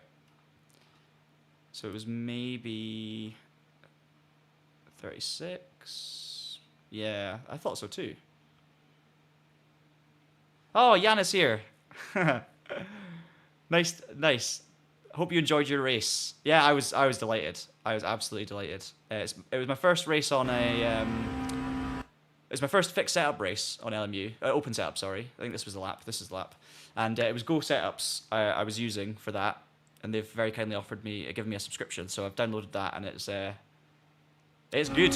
Setup's good. I just took the wing down because we've not got the chicane anymore, and it was really comfortable, safe, and fast. This is the moment though. So I lifted, don't go down the inside, we'll go around the outside, and then bang. Oh my goodness, that would have destroyed the car. And I could have been behind him, waiting to duck out later as well.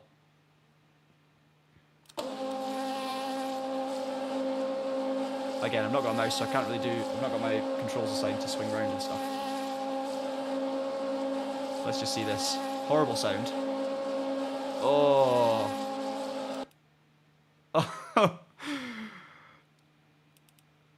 That's so stressful.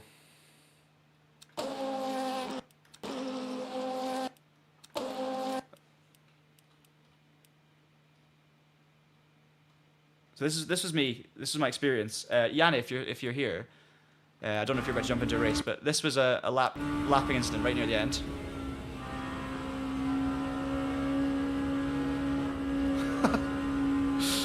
It definitely woke me up. It definitely woke me up. That could have been. I mean, I don't know. That could have been the biggest shunt. I mean, I was doing it. I don't think anyone's ever done that speed in a LMP2 during a race. And if I'd have gone into the back of that Ferrari, it would have been like that. Oh, what's his name? Basically in the 24 Hour of Daytona, Gidley, Mamo Gidley, that horrible crash. I mean, that is, yeah, it's definitely a network lag. Definitely a network lag, or a screen freeze on his end or something. But, I mean, I would have been sent to Narnia.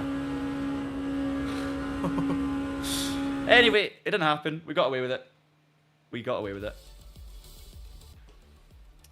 Let's see what's done to the ratings. I'll have a think about what we do next week as well. I think if we can, because obviously there's no new content coming out next week, so the reason I didn't do more prototypes this week is because we had the new GT3's. So next week I will do... I'll at least try and, if I can, do something with Hypercar. I'll try and do something new each week, basically. So it might be Hypercars new next week. But if it's not that, it might be that I do like a championship race or a weekly event or a special event. And those are obviously at specific times. So I'll not promise anything yet, but obviously keep in touch with Traction Socials. Keep an eye on our YouTube community tab and also the stream schedules, because I tend to try and schedule the stream at least the night before the actual stream happens, so you can see what I'm going to be doing. And obviously it's subject to change. Like today, obviously things went wrong, but we still got a stream out of it, so just keep an eye out. I was expected to qualify first and finish first, so to be fair, the strength of field wasn't, even though it was top split, I was the strongest driver. There was no gold driver ranking, so that's one thing to consider. So it wasn't like I've just won a really super competitive split one race, but there were obviously, like, you race what you're up against, and there was clearly some good drivers in there as well, so I'm definitely happy about that. And then safety ranking is huge. I mean, I've gone up 44%, so that's a big thing. I'm actually almost, I mean, now I've gone from low end of safety rank 1 to low end of safety rank 2 in one stream, and I did a beginner race in the middle of that. So basically, if I can keep going at that rate, I had such a clean day today, I think I can get gold within 3 or 4 streams, maybe, safety rank. Driver rank, I mean, it's not far behind. We're making good progress. I didn't gain as much as I gained safety, even though we kind of took a clean sweep, but that's fine. And I learned a lot from that race as well, about pit stops and stuff like that, and fuel, and yeah, we're still learning lots as we go through. So yeah, there was race contact. I don't know who that was with though. It said the name. I don't think I made any contact.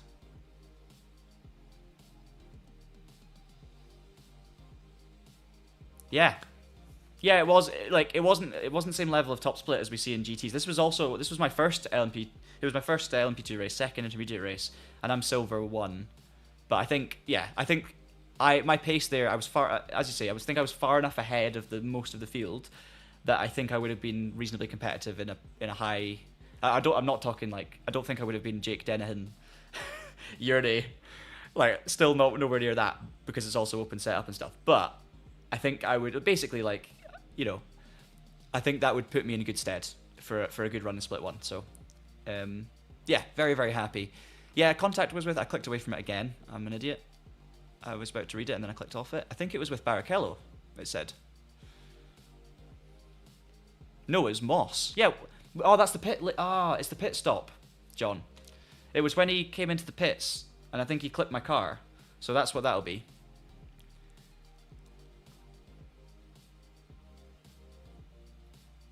There we go. We're going to do this all again next week, hopefully. If not the week after. But I don't see any reason why we won't be doing this next week. Thank you so much for all of your support. I've been loving the comments coming in. I'm seeing lots and lots of familiar names coming back for these streams and also some new names every time as well, which is great. I really hope you've enjoyed this afternoon's festivities. I hope you have a lovely evening. Obviously, whatever time it is, wherever you are in the world as well. But yeah, thanks again for 100,000 subscribers. We're just absolutely over the moon about it, and it's all thanks to you guys. Thanks to Go Setups for giving me a race-winning setup on my first open setup race. Who else do I need to thank? My mum, my dad, my sister, my partner, Issa, everyone. Thank my, well, not my, thank the Traction Mercedes F1 wheel. Thank the SimuCube base. I think we're done. I think we're done thanking people. I'm going mad.